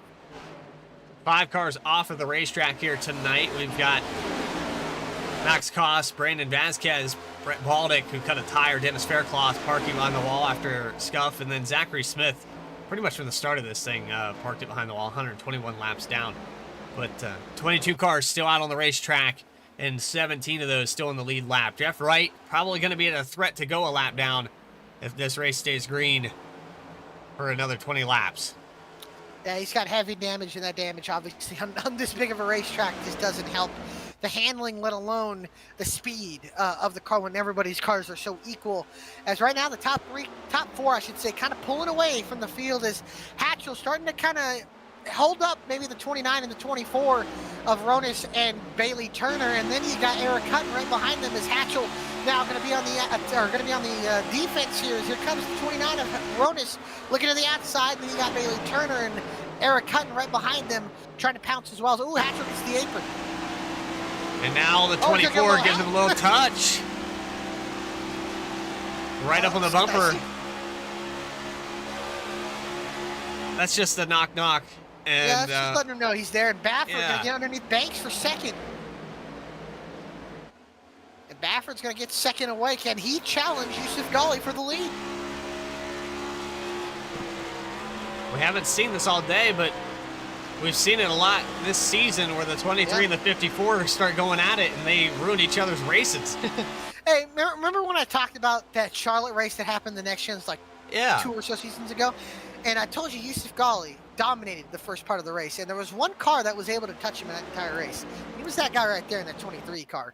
And I think we're seeing a little bit of deja vu coming back here, seeing these two cars here at the top in the top two. So interesting to see. The closing laps. Yeah, and still what's going to happen? More pit stop here to go. So interesting to see. And we know Ben Baffert, he's aggressive, but aggressiveness on pit road can hurt you and throw away a chance at a race win. So here we go with the 54, the 23, the 35, 33, and 29, the top five. Some of the drivers that were up here in the top five. Jeff Wright, we had, I believe, Dallas Sullivan that was now in 10th position. Eric Hutton in 8th, so we talked to him during that caution. He's getting by the 24 of Bailey Turner for 7th position now. Oh, no, not anymore, because Bailey Turner's going to cross him over. And I tell you, Bailey, one of the hardest drivers to pass in this series. He's just so aggressive. Yeah, he's just so hard to pass. And, man, usually he's battling for wins here. In the last 2 races, he's actually won the last 2 races. I think I forgot to mention that in the pre-race. But Bailey Turner won the race last year on fuel mileage. And then the year before, took it away and won it on a restart. So Bailey has come back, and he has won this race twice. And you never know what Bailey Turner's got up his sleeve, and it can maybe pull off a 3rd win in a row here from Charlotte, but looking a little bit harder than he would like it to be here as he's running in the 8th position. And how about Eric Hutton going to the inside here on Hatchell for 6th, and he's going to get there. Now dives to the inside of Hatchell. Going to be side by side down the backstretch. It's maybe Turner. Yeah, Turner's going to help him down past the 8, and the tires have fallen off tremendously for Hatchell. 4-lap difference here. Yeah, and Hatchell ran at least 1 or 2 good hard laps. Oh my goodness. Eric Hutton almost got hooked into the outside wall there with how loose the 8 got, and a great save from the 8 of Seth Hatchell, not getting into the side of the 88, although Hutton still just can't seem to make that pass there on the bottom because the outside lane just carries so much momentum. Hutton's trying everything. He's saying, come on, Seth, let me go, let me go. Oh, you can say it all you want, but when it comes down to it, Hatchell just hungry for another win. He's had the opportunity, but the pit cycle with the caution might have ruined that possibility. The 8 car is going to fall out of the top 10 or out of the top 5 rather. Still holding on to the top 10. There's the 32 just behind him. Ray Massey still in position for that lucky dog, but praying that these guys have a caution behind him. Well, he don't want the caution to be in front of him, that's for sure. Shoot him! There it is! He locks it up! Right up cue! Right on cue. Oh, and he just drilled! Dallas Sullivan is in it! Dallas Sullivan nails Seth Hatchell, and that's Dallas Sullivan's bumper up in the infield, and Sullivan no front end, and the caution is out, and 2 of the guys on the cut line involved. And the second caution of the night comes out, and it is a big one. No front end on Dallas Sullivan's Ford Mustang, and the other Ford Mustang of Ray Massey. Heavy damage on the 32 car. The front end knocked in, and this, from what I can tell, is going to put Caleb Weekly on the lead lap. But the second caution of the evening is out, and 2 playoff contenders are involved.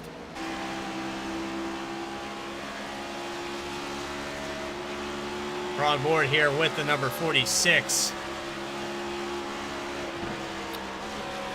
Yeah, and the wreck, you can see there's Hatchell and Hutton up front, way up there. And you can see, and I want to kind of go here between Hatchell and Hutton and see what happened. It looks like Eric was trying to go up in side draft, and there's just, I don't think there's any room. And he gets into the left rear of the 8, spins the 8 into the outside wall. And Massey, I mean, there was just nowhere for Ray Massey to go. You can see, right there, just spins the 8 car, and the 8 car goes around, and then right here, and we'll go here, and there's the impact between him and Dallas Sullivan. This will be a good camera angle to see what happened here as the caution. They get into each other. Hatchell spins at the track, nowhere for Ray Massey to go. Locks their tires, and then Hatchell spins in the middle of the racetrack, and Dallas Sullivan nails the 8 car. You can see And the right rear tire. And the 3 of Vincent. Did Vincent Also involved in that. Well? He got a piece of it, yeah. Oh my gosh, that's All 3. these guys in the cut line. 3 of the 4 involved. And Max Koss is out of this race. He's sitting here. I'm thinking, Max, why'd you leave? Yeah. And Max Koss, like you said, out of the race. And Yeah. all of this commotion pretty much is going to lock Ryan Shelton into the chase. Man, I mean, anything can happen, and if it's the last heavy race damage, before though. elimination, you just got to stick it out. And that caution absolutely saves not only Adam Cabot, but it saves Jeff Wright, who had heavy damage. And now, look, you can see Wright exiting pit road. He's got most of it fixed. And he's back out onto the racetrack. And man, oh man, and how about this? Ben Bafford got Yusuf Ghali on pit road. I see something else that's happening, though. Tell me. Adam Cabot going to go back on the lead lap here. No, Adam Cabot's going to be 1 lap down. He's actually 2 laps down. Oh, wait, is he on the lead? Oh. Oh, wait. No, you're right. He is on the lead lap, I believe. Yes, he is. I think he's going to get the wave here. So, Oh, boy, this race is not over yet. Dude, this race has been wild ever since that caution. I mean, and how about, like, again, I got to give the guy credit for being in the pits. I know the caution really helped him, but from starting in the pits, I mean, we mentioned his name once or twice, being in how far back he was, and now he's the leader of this race, and that's Ben Bafford. yeah. And any of these guys now, because Wright and Cabot, who have the most bonus points of anybody, and one of those 2 is going to have the number 1 seed, and of course they're going to have the regular season championship, which is 10 bonus points. 3 bonus points for a win here. That's what you need, honestly, because that's going to close that gap up.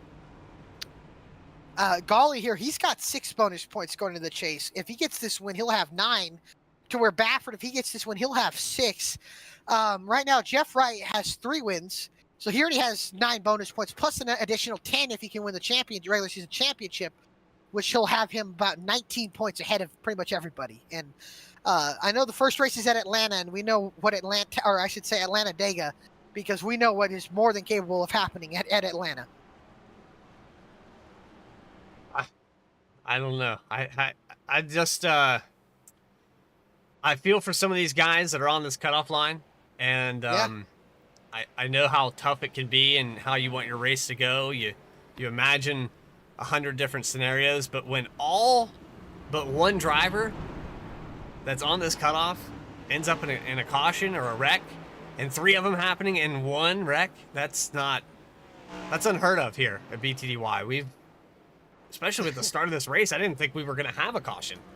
Yeah, and you know what's crazy? We talk about the last time this race happened, caution free, but and I mentioned it to somebody before we got going here. This is the closest points battle on the cutoff line that at least that I've ever seen when broadcasting here when we get to this regular season finale, and it shows how competitive BTDY is because you have 4 guys separated by 10 points. And I mean, that's just crazy. And who knows? Let's look into the championship race in Fontana, how that's going to be. But I mean, and we're going to have, you know, the top guys here. And even these guys, you never know what one of these guys are willing, if they're willing to make a playoff push, or they're able to make a playoff push and get there to the end. I mean, that's always possible, as the field is bunched back up. The lights are now on, and we saw what happened that last run, how bunched up the field was at the beginning of that restart. It's going to be aggressive, and the action is going to be hot and heavy as Baffert and Golly, the front row, the pace car has pulled, our pace truck has pulled off into pit lane, and into the Geico restart zone they go. Green flag back out in the air, and ooh, not a great restart for the 54 Golly as Baffert gets way out ahead. And now it's a battle for second between Golly and Banks, and now Travato leaves the 54 back. And, you know, I think these guys are noticing that 54 car's been fast. Maybe they put him back in traffic, make him have to work for it. And it's car on the inside wall. It's Dallas Sullivan. Oh, no, that's bad. No, that's heavy damage for Dallas. And that might be race over. That is going to be race over.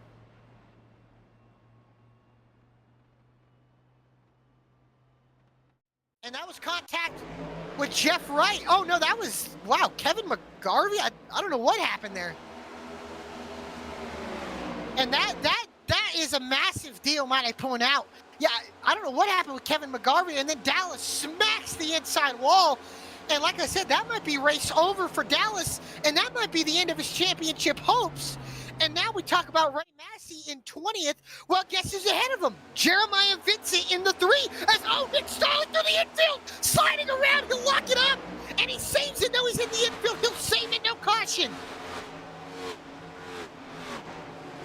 A heck of a save. And like we said, Dallas Sullivan, his championship hopes could have just wound up in the inside wall as a huge save from Nick Starling, Dallas Sullivan's teammate. And man, oh man, was that massive there, because he was going to slide straight at the racetrack and cause a massive incident. As Ben Baffert, your leader, then it's Golly, Stravato, Banks, and Ronis, and Ryan Shelton, the rookie, in 6th. Looking for those championship hopes, looking really, really good to go fight for a championship. That Milo car is fast, and man, oh man, is it looking good so far. Inside the top 10, Mikulski behind him in 7th. Banks tucks in in line in 5th. And the top 5 single files. Here comes Mikulski to the inside of Shelton. Shelton needs to know that there's no point in pushing it. Sullivan is out of this race, and Massey is a lap down in 19th. There's a long way to go still, as still less than 50 or 60 laps to go, but still a long way to go. Sullivan back out on the racetrack, but with heavy damage. Yeah, and is that 46 going to be able to make it around this track for very much longer? I know that the front end here completely torn off. He can't even keep it straight. And Jeremiah Vincent right now, he is losing spots quick. He's got a lot of damage. Right now, Matthew, who's running in 19th, Vincent running in 15th. That's 4 points going to be gained. He is currently 1 point out of the chase for the BTDY Cup right now. Vincent needs to find spots here. He needs them badly, because if he can get 1 spot, he's tied. But actually, he's going to need more like 2 spots, because he is tied, or he'll get 1 spot, he'll be tied. But Massey, I believe, has the tiebreaker.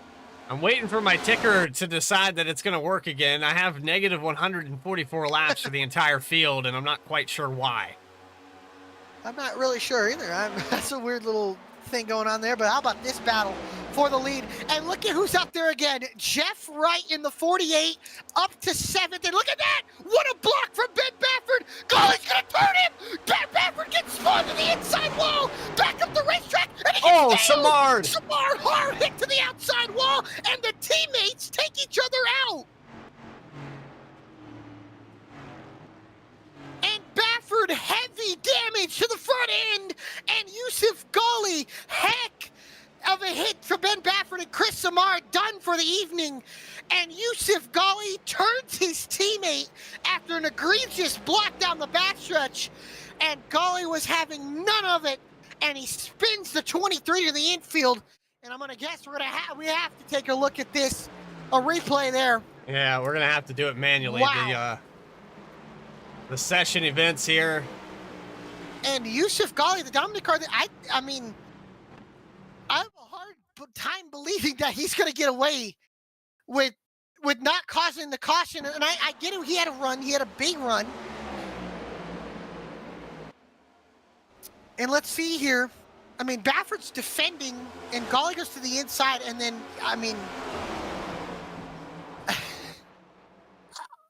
These two just Wow. not I mean, I think giving an that's- inch. They're not giving an inch, and I think it's pretty cut and dry that Golly wasn't moving, and he kind of came up the track, and I think he just drove into the 23's left rear and spun him.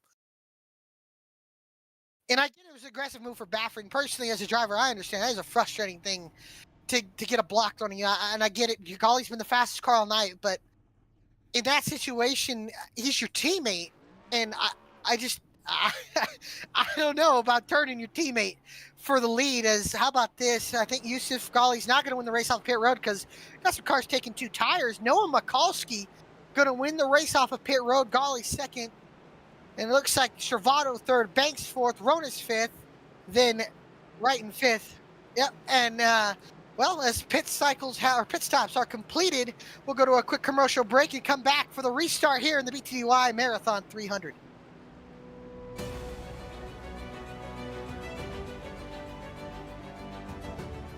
There isn't a one-size-fits-all for almost anything in life, so don't settle for a one-size-fits-all setup. Eliminate the frustration in building with an AI-powered personalized toolkit to boost you forward to victory. Optimize your setup and improve your performance over those cookie-cutter builds used by the rest of the pack. Vantage is iRacing.com's first AI setup builder. Save your time and give back to your personal life. Vantage takes any setup for any track and adjusts it specifically to your needs. Choose from over 100 cars for any paved circuit, a custom-tailored experience that's easy to understand and tested to fit any driver style. Subscriptions as low as $8.50 per month. And for a limited time, new members get a 7-day free trial with unlimited access to all Vantage has to offer. Let Orange Speed Vantage free you of the endless loop of testing and get you back on track to victory lane. Visit orangespeedvantage.ai to get started.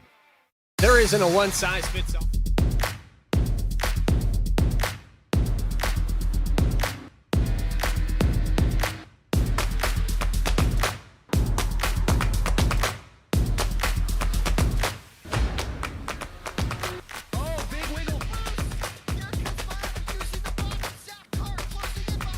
And here comes Milo, big run out of 4. He's going to be there. Tristan Martin's there. Cannot count out to 37. Oh!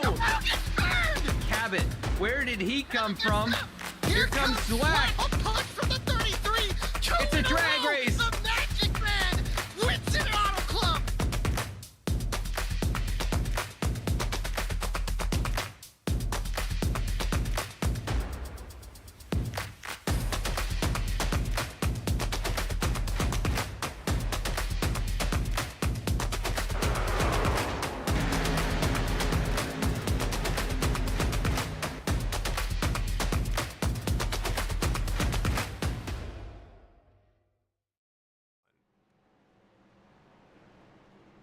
BTDY Marathon 300 at Charlotte Motor Speedway, doubling back up. Yusuf Golly and the 23 of Ben Baffert bring out our 4th caution of the night. And it's been interesting, to say the least. We have some race recap that's inaccurate here, but having problems with our ticker here tonight. I think ATVO's had about 26 updates since this thing was last made, so we're going to have to figure out what's causing that issue. But the 03 of Noah Mikulski is going to lead him into turn 1, and we're 3/4 of the way into this race. The last quarter to go, 50 laps. And what a marathon it's been. 20 lead changes. And boy, what an eventful one. The two teammates just getting into it with each other. Golly, Baffert getting into each other, spinning each other, or I should say Golly spinning the 23, and Chris Samard got collected. They were given 6 tire sets, and I believe most of them have put 5 on the race car, 4 or 5. So some guys might be out of tires, some guys maybe with one more set to go. And looking at everything so far, this, if we go green to the end, will probably be the last pit stops that were just made. But with the way they've been racing now, I can't see us going 50 laps green. But you never know, anything's possible. How about Noah Mikulski? He's trying to go for his first career win. A gutsy pit stop, might I point out. But hey, it's worth a shot here. Mikulski on the front row. Pace truck pulls off. The dominant car of the day, Yusuf Ghali on the outside in the 54 in that Toyota Camry. Here we go into the Geico restart zone. Mikulski on the gas and away, but a good restart for both rows. Ghali pulls even with the 03.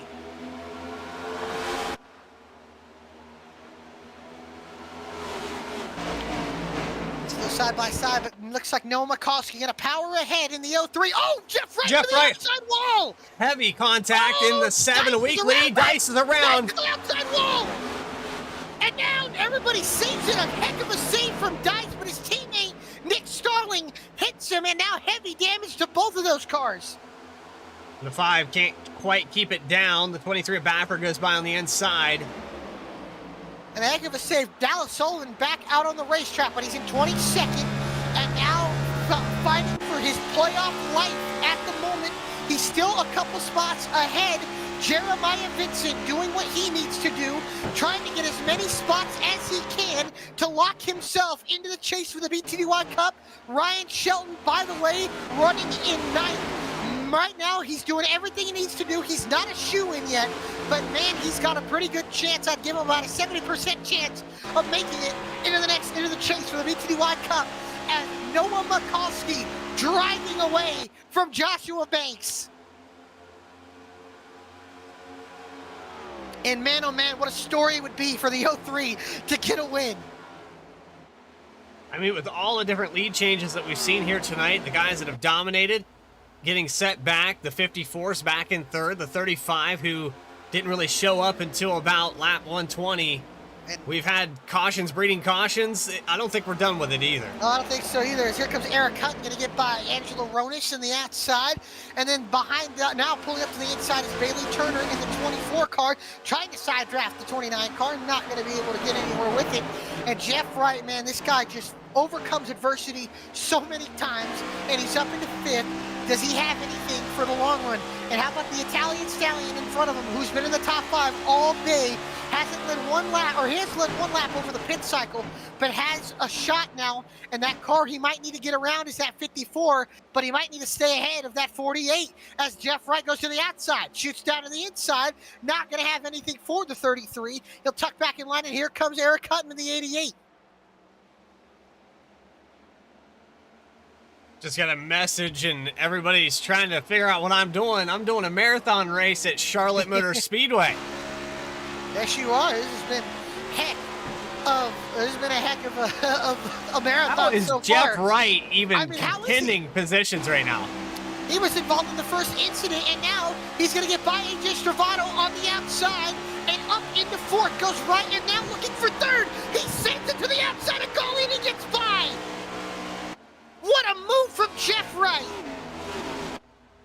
That car was toast 100 laps ago, and he's had the cautions. It was toast 50 laps ago, and he's got a chance. As Wright shoots up to the outside by Ghali, and he gets the position. Mikulski, 7/10 of a second, but Wright 1.3 seconds behind the 50 or the 03 of Mikulski. Mikulski pulling away from Banks, maybe using up these tires. We'll have to wait and see as we approach about 40 laps to go. Yeah, and remember, he's got 2 tires. He's going to get looser as this run goes, so he's got to take care of that right and left. He's got to take care of those rear tires. He's got to just keep doing what he's doing. If a caution comes out, man, oh man, is he in the catbird seat. If we get like 25, 30 laps, and then a caution comes out, he's still in the lead. He's going to be the guy that everyone's going to have to get around. Is Ghali back to 4th? So far, the car that's led the most laps here so far tonight. Mikulski, the leader, looking for his first ever career win in the BTDY Racing Series. Banks looking for his first win since Daytona of last year. Wright looking for his 4th win of the season. Ghali looking for his 2nd win of the season. So the top 4 all have their stories laid out. Jeff Wright, if he can stay where he is, will clinch the regular season championship. Adam Cabot still on the lead lap, though. He's back on the lead lap, but he's still, I think, got a faint amount of damage there that's holding him back a little bit. I don't think he got repaired quite as well as Jeff Wright's car did. Wright's crew did a great job repairing that 48 car. And Yusuf Ghali now behind them, and right now they're 2 seconds behind the leader. The question is Mikulski pushing it too hard? There's 40 laps to go. If you're Noah, do you start backing the pace down a little bit? Knowing you've built a gap, can you just, is he pushing those tires too hard right now? Because again, 40 laps or 50 laps is a long way to go. Well, he stretches the lead out another 10th here as they come off of turn 4, just under a second. And Banks may be saving the tires. We'll have to wait and see. I've raced with Mikulski, I've raced with Banks. They're both tough to pass. They will fight. Mikulski stretching it out a little bit more. That clean air's got to help, though. It does, and unfortunately, a little quick update on the chase. Jeremiah Vincent has fallen back to 15th, only 3 spots ahead of Ray Massey, and because of that, Massey is still in the chase now. Shelton well in by about 7 to 8 points. Massey only in by about 5 points, or excuse me, I would say, about 5 points over Jeremiah Vincent. Vincent needs to get more spots, might need a couple more wrecks or cautions. Dallas Sullivan in 21st is many points out, and he's about 10 points out from the possibility. Actually, let me do my math correctly here real quick. Massey was 4 points ahead of Sullivan. Sullivan is sitting 3 spots actually behind Ray Massey. So at the moment, actually, Dallas Sullivan is still in. And he's in, but I tell you what, that car has seen better days. Massey needs to get by Alan Dice here, and there's a possibility that he can. This is, might I point out, he is 2 laps down Ray Massey, and Alan Dice is Dallas Sullivan's teammate.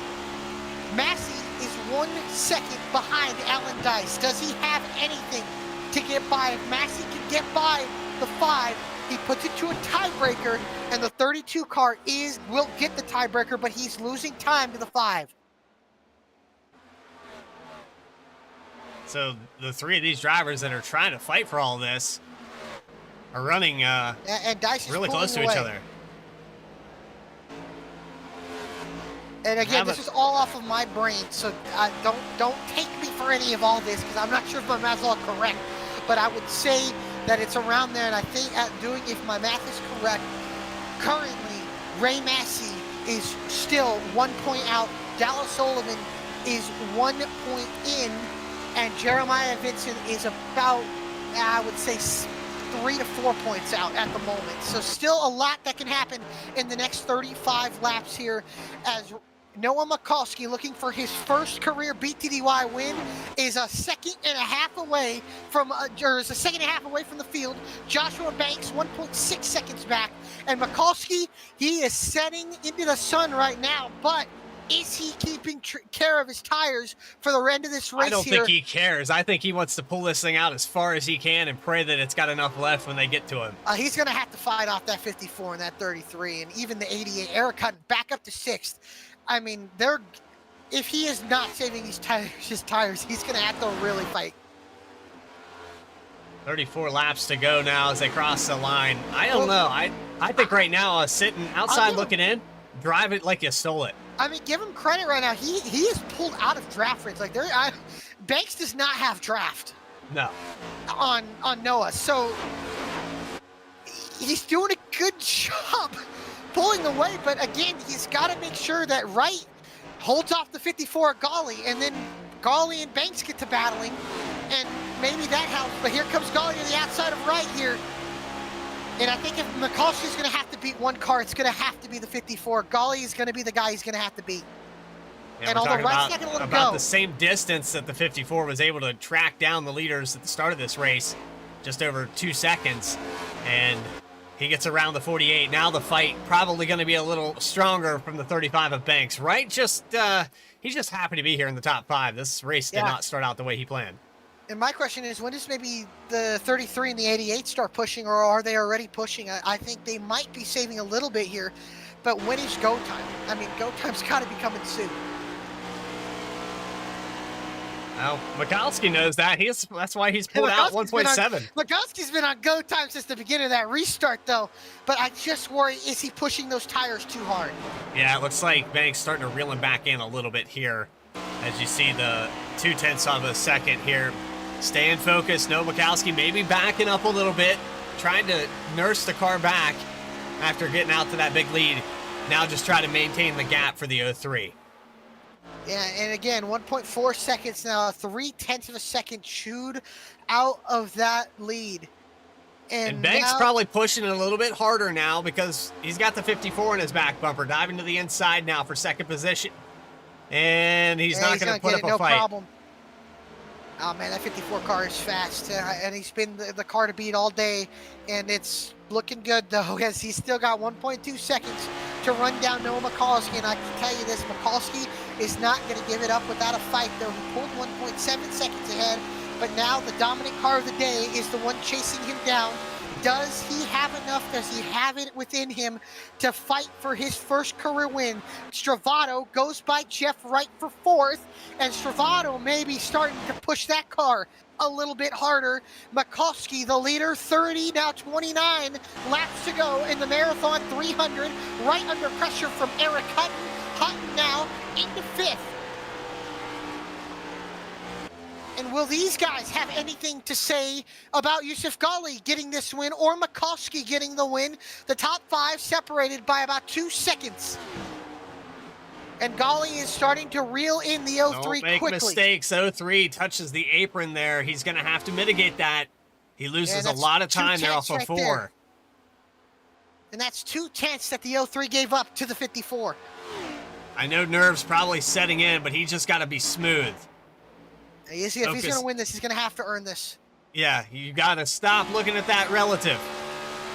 Yeah, focus forward, focus out on the windshield, and if the 54 gets to you, then you start worrying about the mirror. But right now, you just got to drive your race. I mean, I remember the first time I won, I was so nervous, and then at a certain point, you got to calm down. You got to get in. You got to get your head right. You got to just drive as smooth as you possibly can. Drive the most fast laps, the most consistent laps, but don't slide the tires. And Mikulski cannot slide the tires right now because right now this is the biggest moment of his BTDY career. He needs to hold on to this lead for another 26 laps. And right now, he's got a bunch of hungry guys right here looking for either their first win or second win of the season, and even a 4th win on the season. If a caution comes out, boy, oh boy, it does kind of narrow it down a little bit more, but this field is very spread out.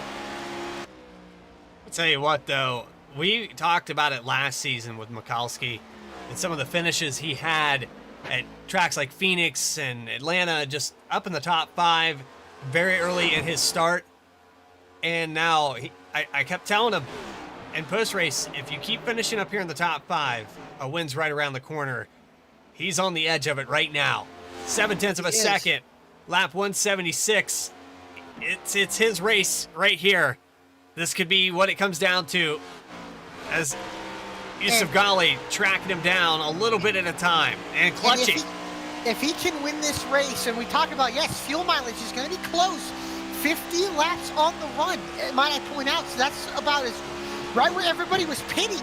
And now, I mean, now you wonder, is fuel mileage a part of this race? Has Mikulski been saving fuel if fuel becomes a factor in this race as well?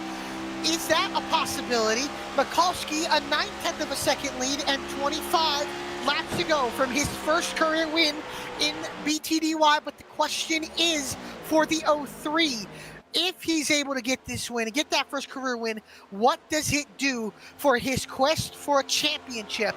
Does it change the momentum around in his sophomore season? Oh man, what a story it's going to be if he can pull this off. But oh my, will there be momentum into the next 10, or I should say 7 races in the chase for the BTDY Cup? I know next week we're going across seas and we're going to Europe, into Monza, Italy, for the All-Star race. But now, then you got Atlanta, Darlington, Richmond, Watkins Glen, Martinsville, Nashville Superspeedway, Bristol, and Auto Club Speedway. So I should say in 2 weeks we'll be out in Atlanta, and you have a lot of races in the next gen, might I point out, more races than Gen 4 races in the chase. But right now, Joshua Banks, he's hounding the 54. Yeah, I was going to say the 35 starting to turn the pressure back onto the 54 of Ghali, and if these guys get the racing side by side, that can help Mikulski tremendously. Way up on the outside there for the 35, going to get a big run down the backstretch.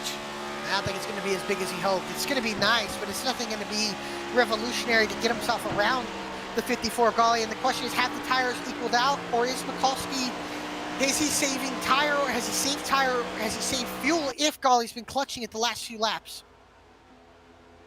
I don't know, 0.8 of a second, just try to maintain that gap. The 03 doing a phenomenal job, looking like he's been here before. And 20 laps to go. Golly probably going to turn up the heat as well. These guys kind of sitting back. I heard clutching from the 54. I haven't really heard it since the first time I heard. Let's go back on board with him. You can see a dirty air there from the 32 of Ray Massey in front. That's going to affect the 03 here. And Massey, he's still fighting to keep his championship hopes alive, although he's currently 1 point behind Dallas Sullivan, but he's 10 seconds behind the next car that he can pass. Mikulski's going to have to find a way to get around him, and he's going to have to find a way around him quick, because Mikulski is getting chased down by Yusuf Ghali, and Ghali has cut that to 0.4 of a second. Massey, I would hope, would get out of the way here, and he will. Mikulski goes by, and Ghali now going to run up to him on exit, and it won't really affect him too much, as Mikulski 0.4 of a second ahead. Ghali now getting around the lap machine of Massey, and oh boy, it's going to be between these two. 19 laps to go from Charlotte Motor Speedway in the backyard of NASCAR. Mikulski, Ghali, Banks, Stravado, Hutton, the top 5 separated by 1.2 seconds, and Mikulski looking for his first career win, but he's going to have to fight for it because Ghali is coming, and he's coming quick. 0.2 as they come out of turn 4, less than 1/10 as they go into 1. The 54 of Ghali is there, and let's see if they have a fight, a battle for the lead. To do that. Ghali's going to get a big run here from the center of the corner, but he's going to be in the wake of the 03, and that's going to hurt him, but Ghali gets a little bit better drive off. He's right there. Here comes Ghali. Big run down the backstretch. He looks slow. Mikulski shuts the door on him. Mikulski overdrives the corner. Now Ghali with the run, looking to the inside. To the outside comes the 54. Mikulski has no answer. Ghali side by side for the lead into turn number 1. Coming up, just about 15 laps to go. The 03 dives it down to the bottom. He's going to fight here on the inside, but the 54 of Ghali powers. He's going to power around him. Ghali going to clear Mikulski. Yusuf Ghali back to the lead at Charlotte. Mikulski going to have, does he have an answer? He looks to the inside. He tries to get behind the 54, but he loses the nose in the dirty air. And Ghali starting to pull away. That 03 used up the tires and pulled out. I think he pulled out too far. He just needed to save him a couple laps there. And now Mikulski, he's trying, but I just don't think he's going to have enough for the 54 as Ghali continues to pull away at about a half a second lead over Noah Mikulski. Behind them, it's Stravado and Banks coming to 15 laps to go. Do the 35 or the 33 or even the 88 have an answer for the 54? They still got to find a way around the 03 of Mikulski, and Banks is starting to get more aggressive with blocking. He's going to have to, because that 33 gets around him. Oh, he lost the nose in the wake right there. How about Eric Hutton? He's got a chance at maybe trying to get these guys, but these guys got to get around, especially Stravado. If he's got more speed than Ghali, he's got to get around the 35 quick, and then he's got to make quick work of the 03. And right now, I think he's just stuck in the wake of the 35. It looks really hard to pass. That dirty air is just, it gets worse and worse as you go. And now Stravado looks high, looks low. Underneath Joshua Banks, he is going to go. That's kind of a good poem right there. Anyway, it looks like Stravado down to the inside here of Joshua Banks. Can he clear? No, he loses the back end a little bit. And now Banks pulls side by side. Now Stravado side drafting him into turn 3. He needs to make quick work. Oh, they're going to pinch. They're going to door bang each other here off the corner. And now they're going to lose more time. Banks almost up into the outside wall. Where does Hutton go? And Hutton goes to help his teammate. Stravado down to the inside. He loses the nose. Hutton loses the nose. Stravado gets up the track. They hit again. They still make contact. And now where does Hutton go? Does Hutton try to get around both of them? Ghali loving what he's seeing. He's driving away.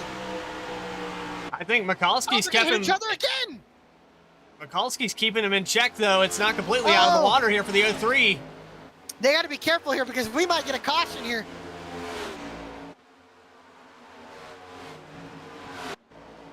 Oh, look at this. Oh, Oh, look at this. door slap hard. He pinches them in the entrance. And they're still hitting each other. They're still leaning on each other. Where does Eric Hutton go? Does Hutton try to get by both of them? Still side by side. Golly has opened up to a 1.5 second lead over these 3 cars. Mikulski closing back. There's still more contact between the 35 and the 33. They door bang again.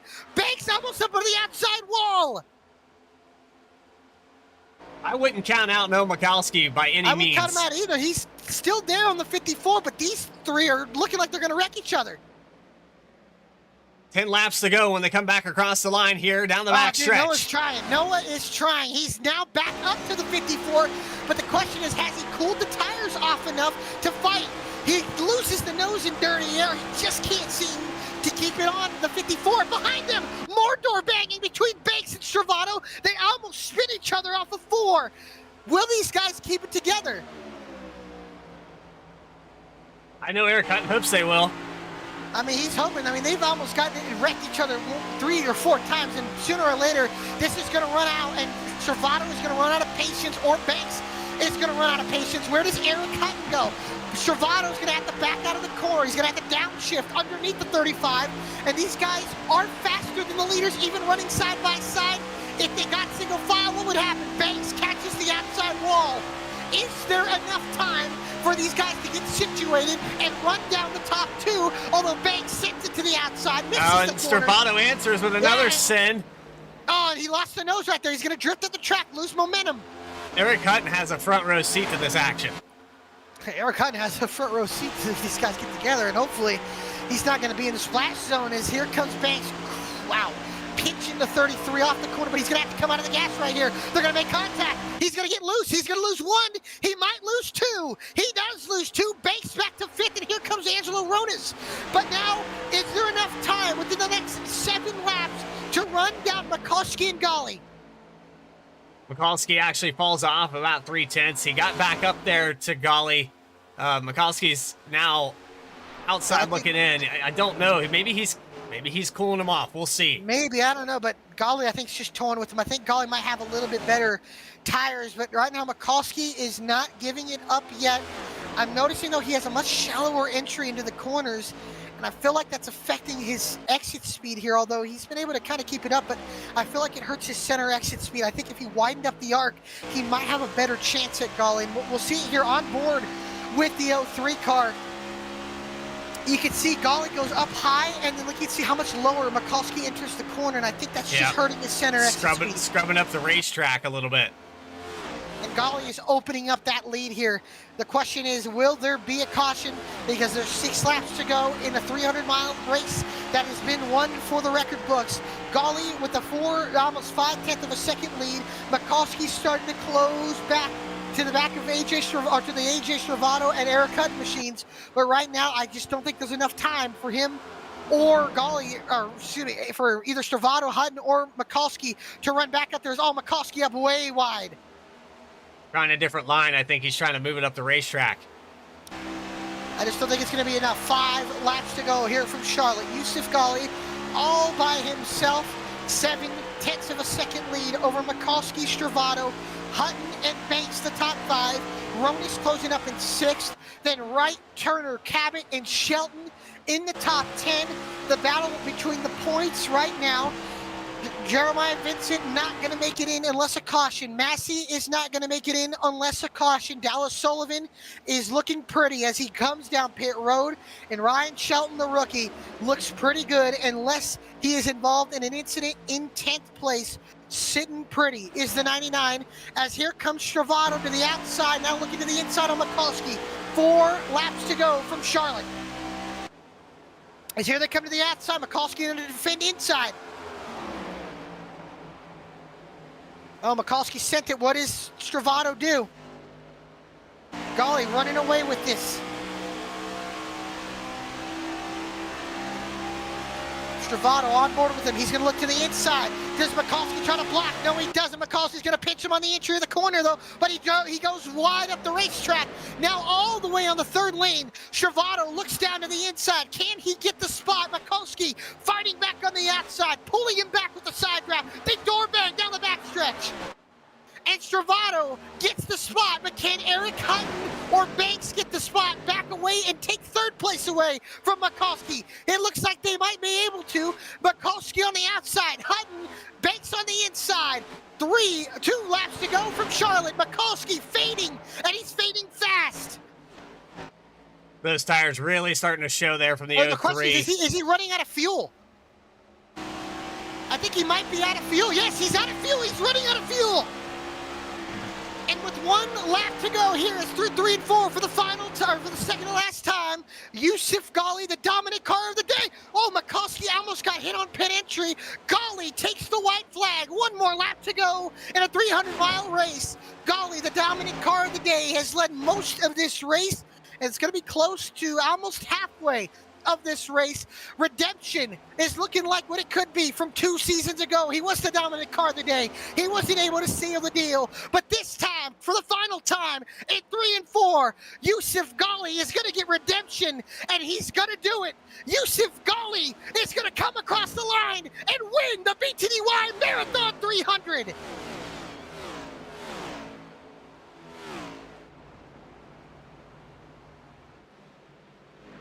Second place going to AJ Stravado. Eric Hutton's going to get third. Banks and Horonis, the top 5.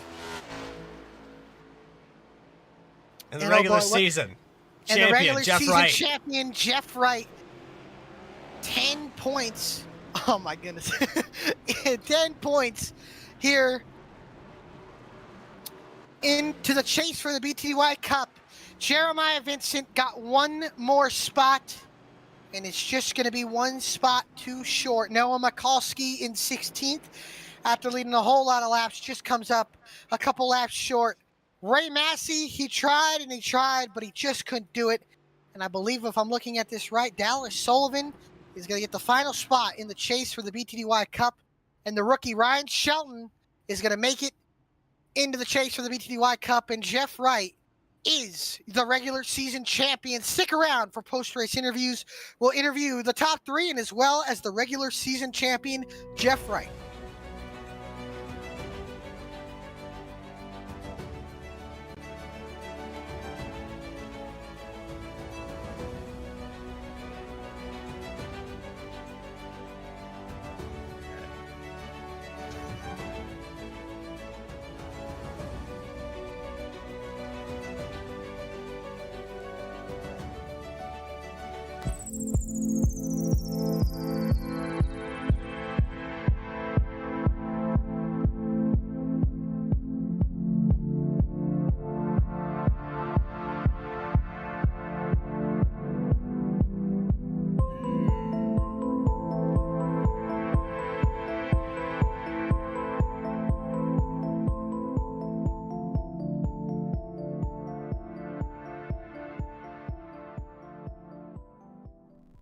Sailor Tarot Magic is the spot to get a reading from Sally, an intuitive healer and tarot reader, known as the nurturing reader at New Jersey street fairs. You can also check out our YouTube channel for lunar and astro readings, as well as our Instagram for live weekly readings.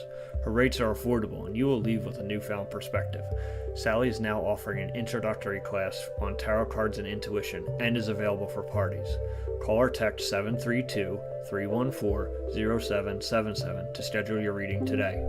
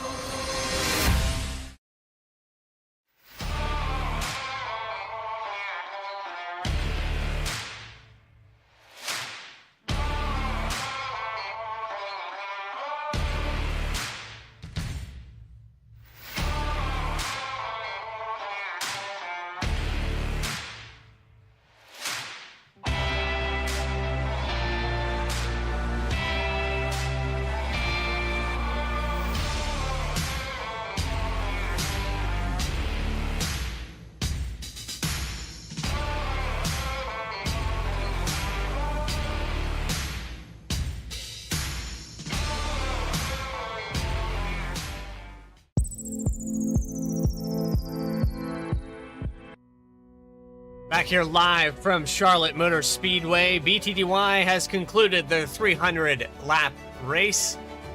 We are actually 200 laps, 300 miles. Had to type that up on the fly. We were trying to get things fixed with the ticker, but nonetheless, the Marathon 300 is done, and Yusuf Ghali, the dominant car all race long, finds his way back up to the lead in the closing laps, takes away a win from the hard-charging AJ Stravado, the Eric Hutton 88, trying to keep up. Joshua Banks was in the top 3 there towards the end. Falls out of the top 3 in the last 5 laps, but we're working our way down pit road. We have some post-race interviews to get to, and I'm down here alongside. Let's take you down here with Eric Hutton, third place finisher here tonight. Eric, I tell you what, man, you had up and down from the very beginning of this race. You started on the pole, and then you go all the way to the back of the field.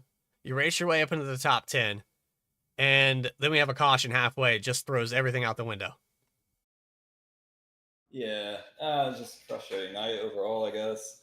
Wish it would have started up front once again, but it is what it is. And yeah, that caution when I was on pit road really just kind of screwed me there. But overall, just frustrating race, I guess. I think at the end could have had a little bit more. I think me and AJ could have had a chance for the lead if Banks didn't just race the just hell out of AJ there. But I mean, I get what he's doing. It's just frustrating from being behind both of them, you know, and got caught up with Seth there. Just, I mean, I apologize for wrecking them, but man, just racing the crap out of me.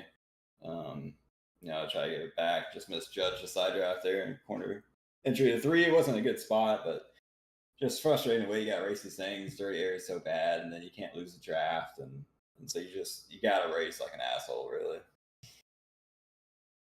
I'm reading general chat right now. It seems that you have something in common with a lot of drivers being frustrated tonight with how they were raced and how the battles went.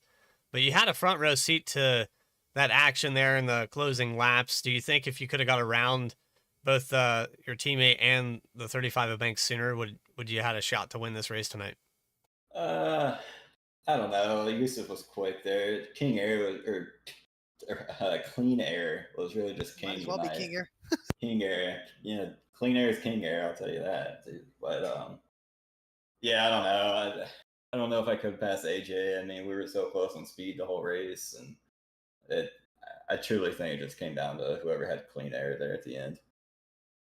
Well, nonetheless, you get third place here tonight, and I know that the championship and the hopes for a lot of these drivers were dashed, but Eric Hutton, you're able to put it up on the podium. Do you have anyone you'd like to shout out? Yeah, I just appreciate everybody in the league. There were frustrating moments, but overall, it's a whole bunch of fun racing with everybody. And again, apologize to Seth for wrecking them, but appreciate all my teammates and Sad Boys, and hopefully we can have a good run for the championship. Well, hopefully we get to talk to you again. Going to Monza next week in the Miatas. You going to make it there? Probably not.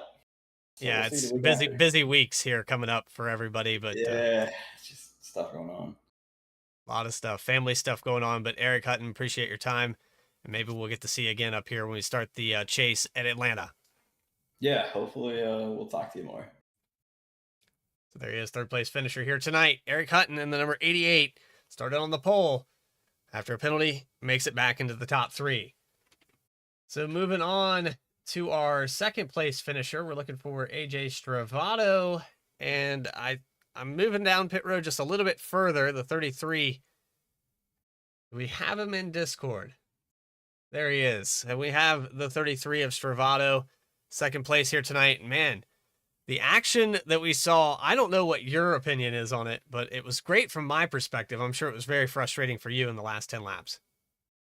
Yeah, it's me and Bex already talked about it. I completely understand his point of view. Just from my point of view, it was frustrating because I felt like I had saved my tires, and I noticed Noah was catching Yusuf, so I was like, this is my perfect opportunity to use the tires that I'd saved and try and execute and make my way forward. But Banks was running me really, really tight, really, really hard, and this is a very tight setup so you can, enter the race. I don't expect anything less. It's as frustrating as it is, and frustrating as it was at the time. I was definitely complaining, but I also understand Banks has got his race to run, so this is good hard racing. Luckily, on the next gen, we can beat and bang a little bit, so that was a lot of fun, and he raced me clean. So at the end of the day, nothing but respect to Banks. So Yusuf, I think overall was just a little bit quicker, so I can't complain about, I guess, finishing second. I guess to him, just would have been a little bit interested to see if I got around Banks a little bit better there,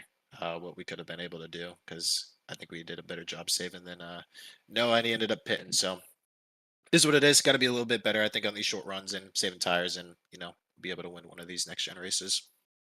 Yeah, and the O3 Mikulski pulling out looked like he ran out of fuel, but you guys had started saving pretty much from the beginning of that run. Did anyone consider the two-tire strategy, or was it just we're going to take their last set and pray that we don't have a yellow? I think actually Noah took two tires that last run on accident, and I don't know what it is with this next gen car and taking two tires, depending if it's left sides or what. He was digging, man. I don't know if what he was doing, but he was hauling. Obviously, he fell off, and I think he had to start saving. I think, but I don't. I think if he wasn't saving, he would have won the race. He would have drove away. He was doing a hell of a job. So props to Noah. He had something figured out that we didn't. Maybe hiding some secrets from us with the tires that we don't know. But hell of a job to him, and obviously great job to Yusuf for winning. Well, congrats on the second place finish, AJ. And I'm kind of disappointed. I didn't get the normal AJ Stravato interview that I was hoping for, where you thank Sorry. a particular person. But, congratulations on second. Do you have anybody you would like to shout out? I do want to, I guess, shout out some people. I guess I could thank. So, shout out to you guys for putting on a great show. All the league admins for doing a great job. All the Nexus Esports boys. Congrats to Kwame and Dylan Alt for getting into Coke. It'd be fun to kind of support them next year or so in that. So, looking forward to that, and just I think just the rest of the off season for some racing. Looking forward to 2024 and the rest of the year come on. Yeah, and we go to Christmas time, spend time with the family, and Oh. hopefully we get to talk And to the you. Moon Car 24 this week. AJ better be running. Just want to point that out. Moon Car 24. That sounds sir. exhausting. You put me on the spot. Yeah, I I am. can't.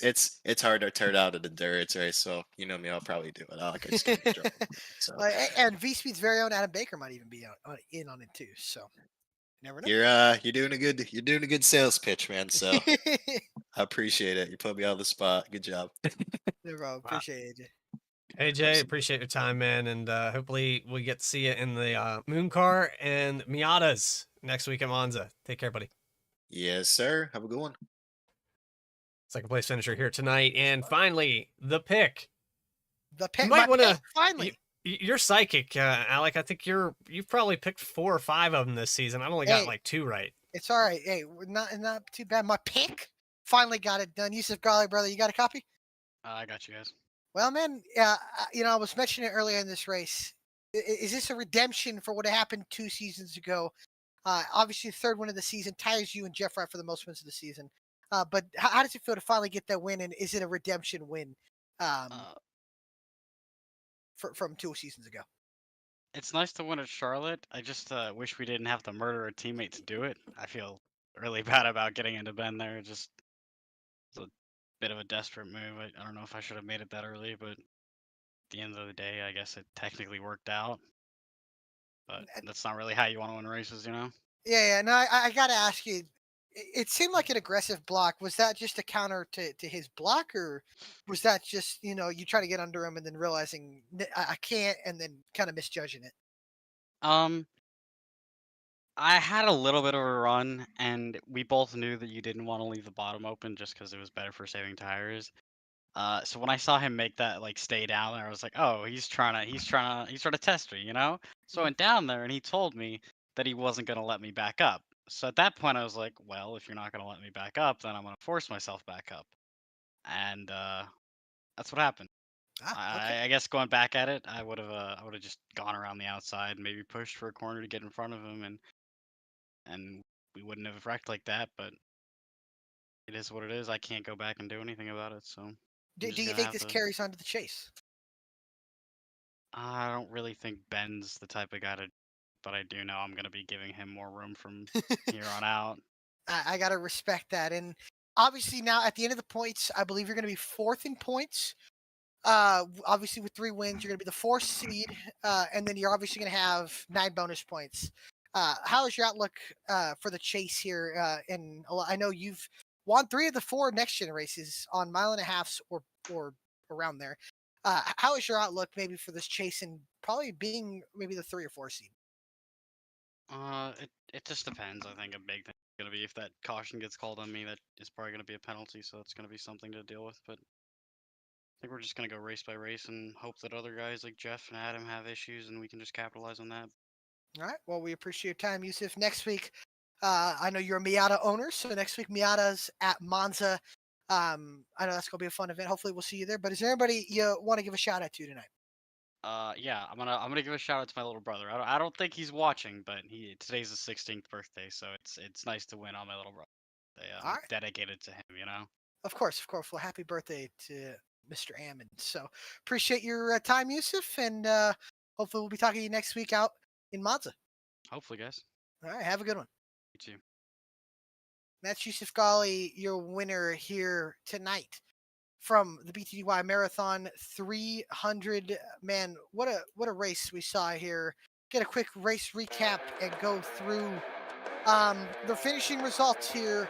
I don't know that those are accurate. I Yeah, can't yeah. guarantee those are accurate. I think a little bit more than 21. I'd say around 25, 26. But man, what great racing. We'll go to our race results here. Yusuf Ghali starts 3rd, leads the most laps, and comes home for his 3rd win of the season. The Italian stallion, AJ Stravado, in 2nd. Eric Hutton in 3rd after starting on the pole, going to the back multiple times.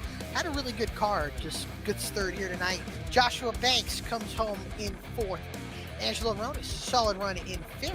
Jeff Wright, the regular season champion, which, I forgot. Although I don't know if he's on. Oh, he is. You know what? We should, and we'll do it here before we get going, or before we're done. And then Bailey Turner in 7th. Adam Cabot in 8th. Ryan Shelton, the rookie, in 9th.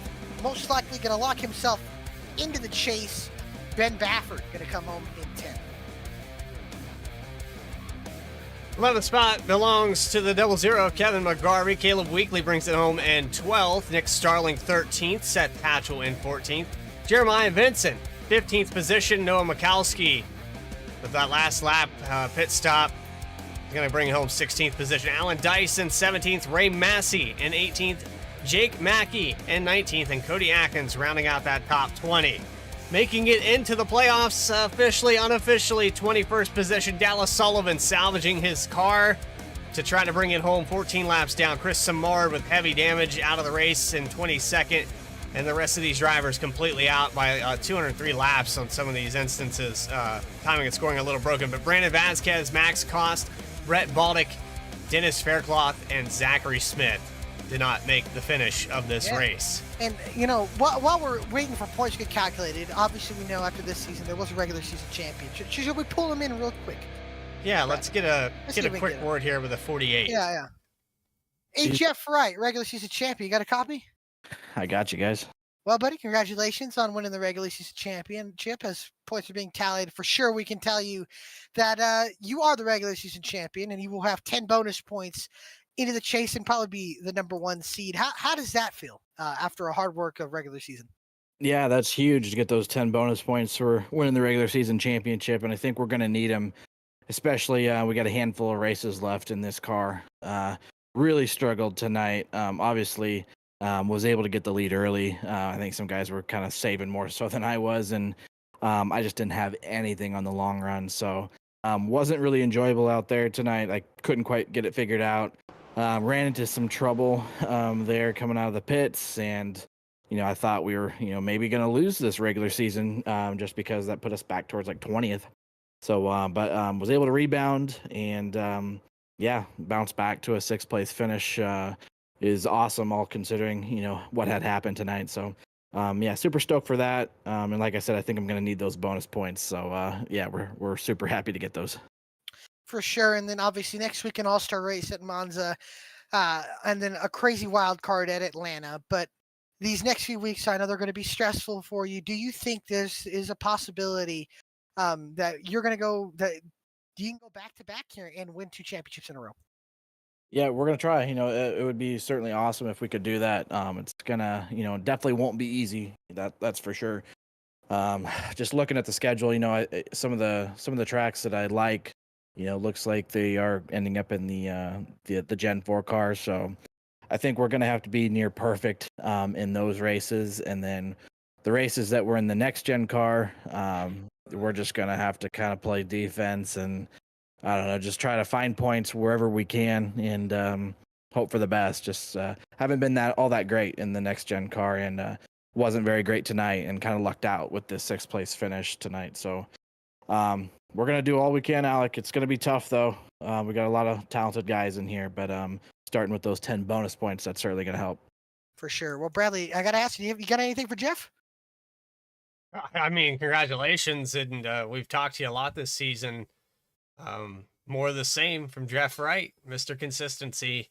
I know that a lot of us are fanboys here, but Jeff, you just put on a phenomenal season, and you definitely deserved it to put it all together here with Adam Cabot all over the back bumper for most of the season. How much does it mean to beat a guy like that?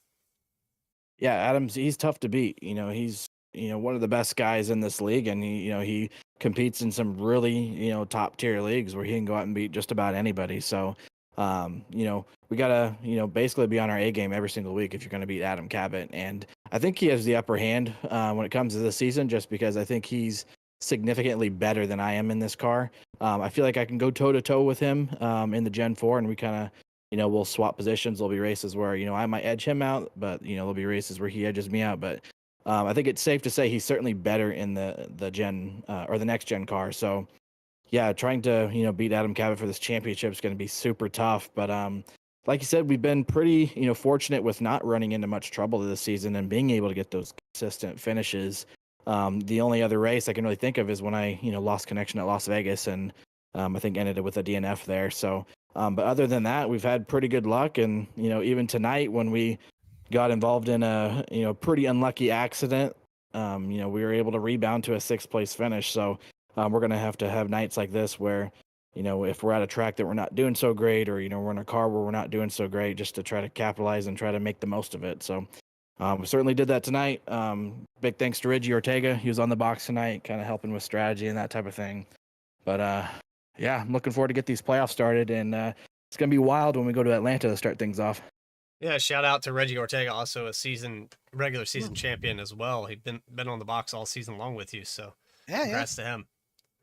Yeah, Reggie does awesome job for me, so appreciate him taking the time out of his day to come help spot, crew chief, and do whatever. So he used to race full time in here, but his work schedule doesn't really allow for that anymore. So I think it was about 30-40 laps into the race. Heard Reggie Ortega enter the Discord, and I knew I was in good hands. So yeah, appreciate Reggie for everything he does. Well, Jeff, congratulations. Yeah. Congrats, man. Congrats, Jeff, and appreciate your time here. Congratulations, and we'll see you next week in Monza for the All-Star race in the Miatas. All right, sounds good. Thanks, guys. I appreciate you, Jeff. And there's Jeff Wright, the regular season champion. And boy, oh boy, what a race it's been, or what a race it was, and what a regular season it's been. And man, I'm excited to get this chase started. But I know it's a little bit of a calm time. Next week it's a fun time because we got Miatas at Monza on the high banks of Monza out in Eastern Europe and Eastern Italy. So that's going to be fun to be out there. And then business as usual, but even more important business as it's time for the chase of the BTDY Cup. We'll be doing the Miatas at Monza at 8:35 p.m. Eastern time, and then regular season is concluded. We're going chase time at 8:35 the Tuesday after next. BTDY Racing Series under the lights at Charlotte, concluding the 300-mile race. I'd like to thank Nick Starling and everybody that put this league on, and thank everyone that made this race possible to be broadcasted. Adam Baker, Alec Martinez, Eddie Smith, Morgan Cook, Connor Horn, and everybody in between there. This is Bradley Cooper telling you to have a great rest of your week. We'll see you next time.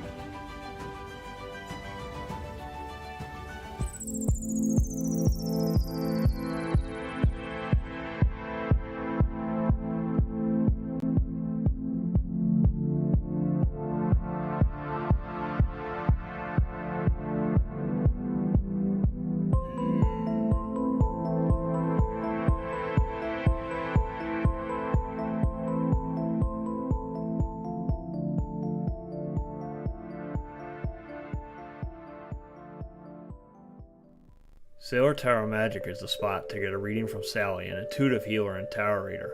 Known as the nurturing reader at New Jersey street fairs, you can also check out our YouTube channel for lunar and astro readings, as well as our Instagram for live weekly readings. Her rates are affordable and you will leave with a newfound perspective. Sally is now offering an introductory class on tarot cards and intuition and is available for parties. Call or text 732-314-0777 to schedule your reading today.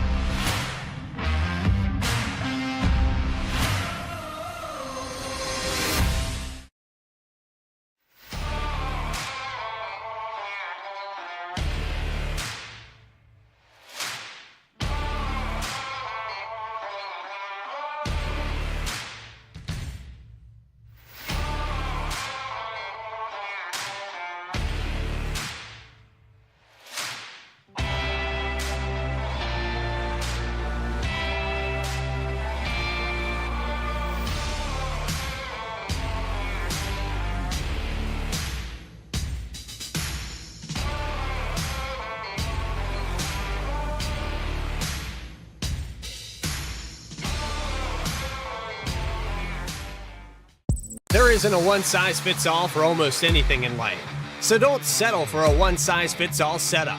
Eliminate the frustration in building with an AI-powered personalized toolkit to boost you forward to victory.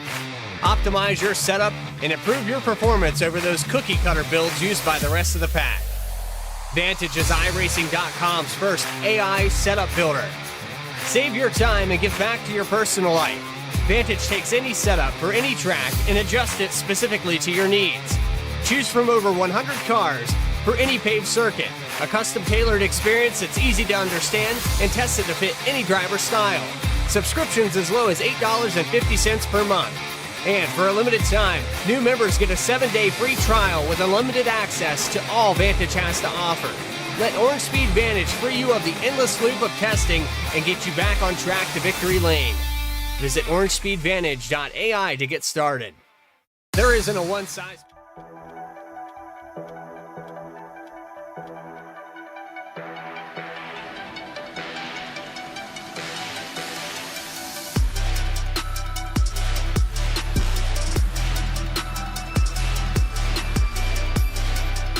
Here comes Bentley Glacier. Does he time the move? He goes high. Shimano block. Turns the 33. Contact there entering turn 1. Around goes the 9.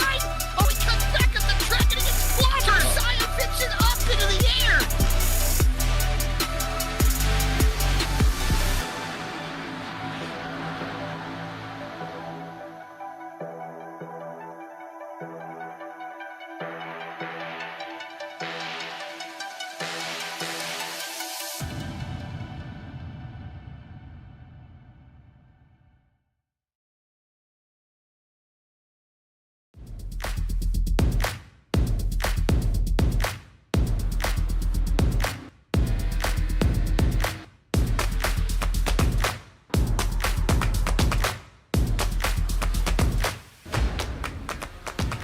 Oh, big wiggle.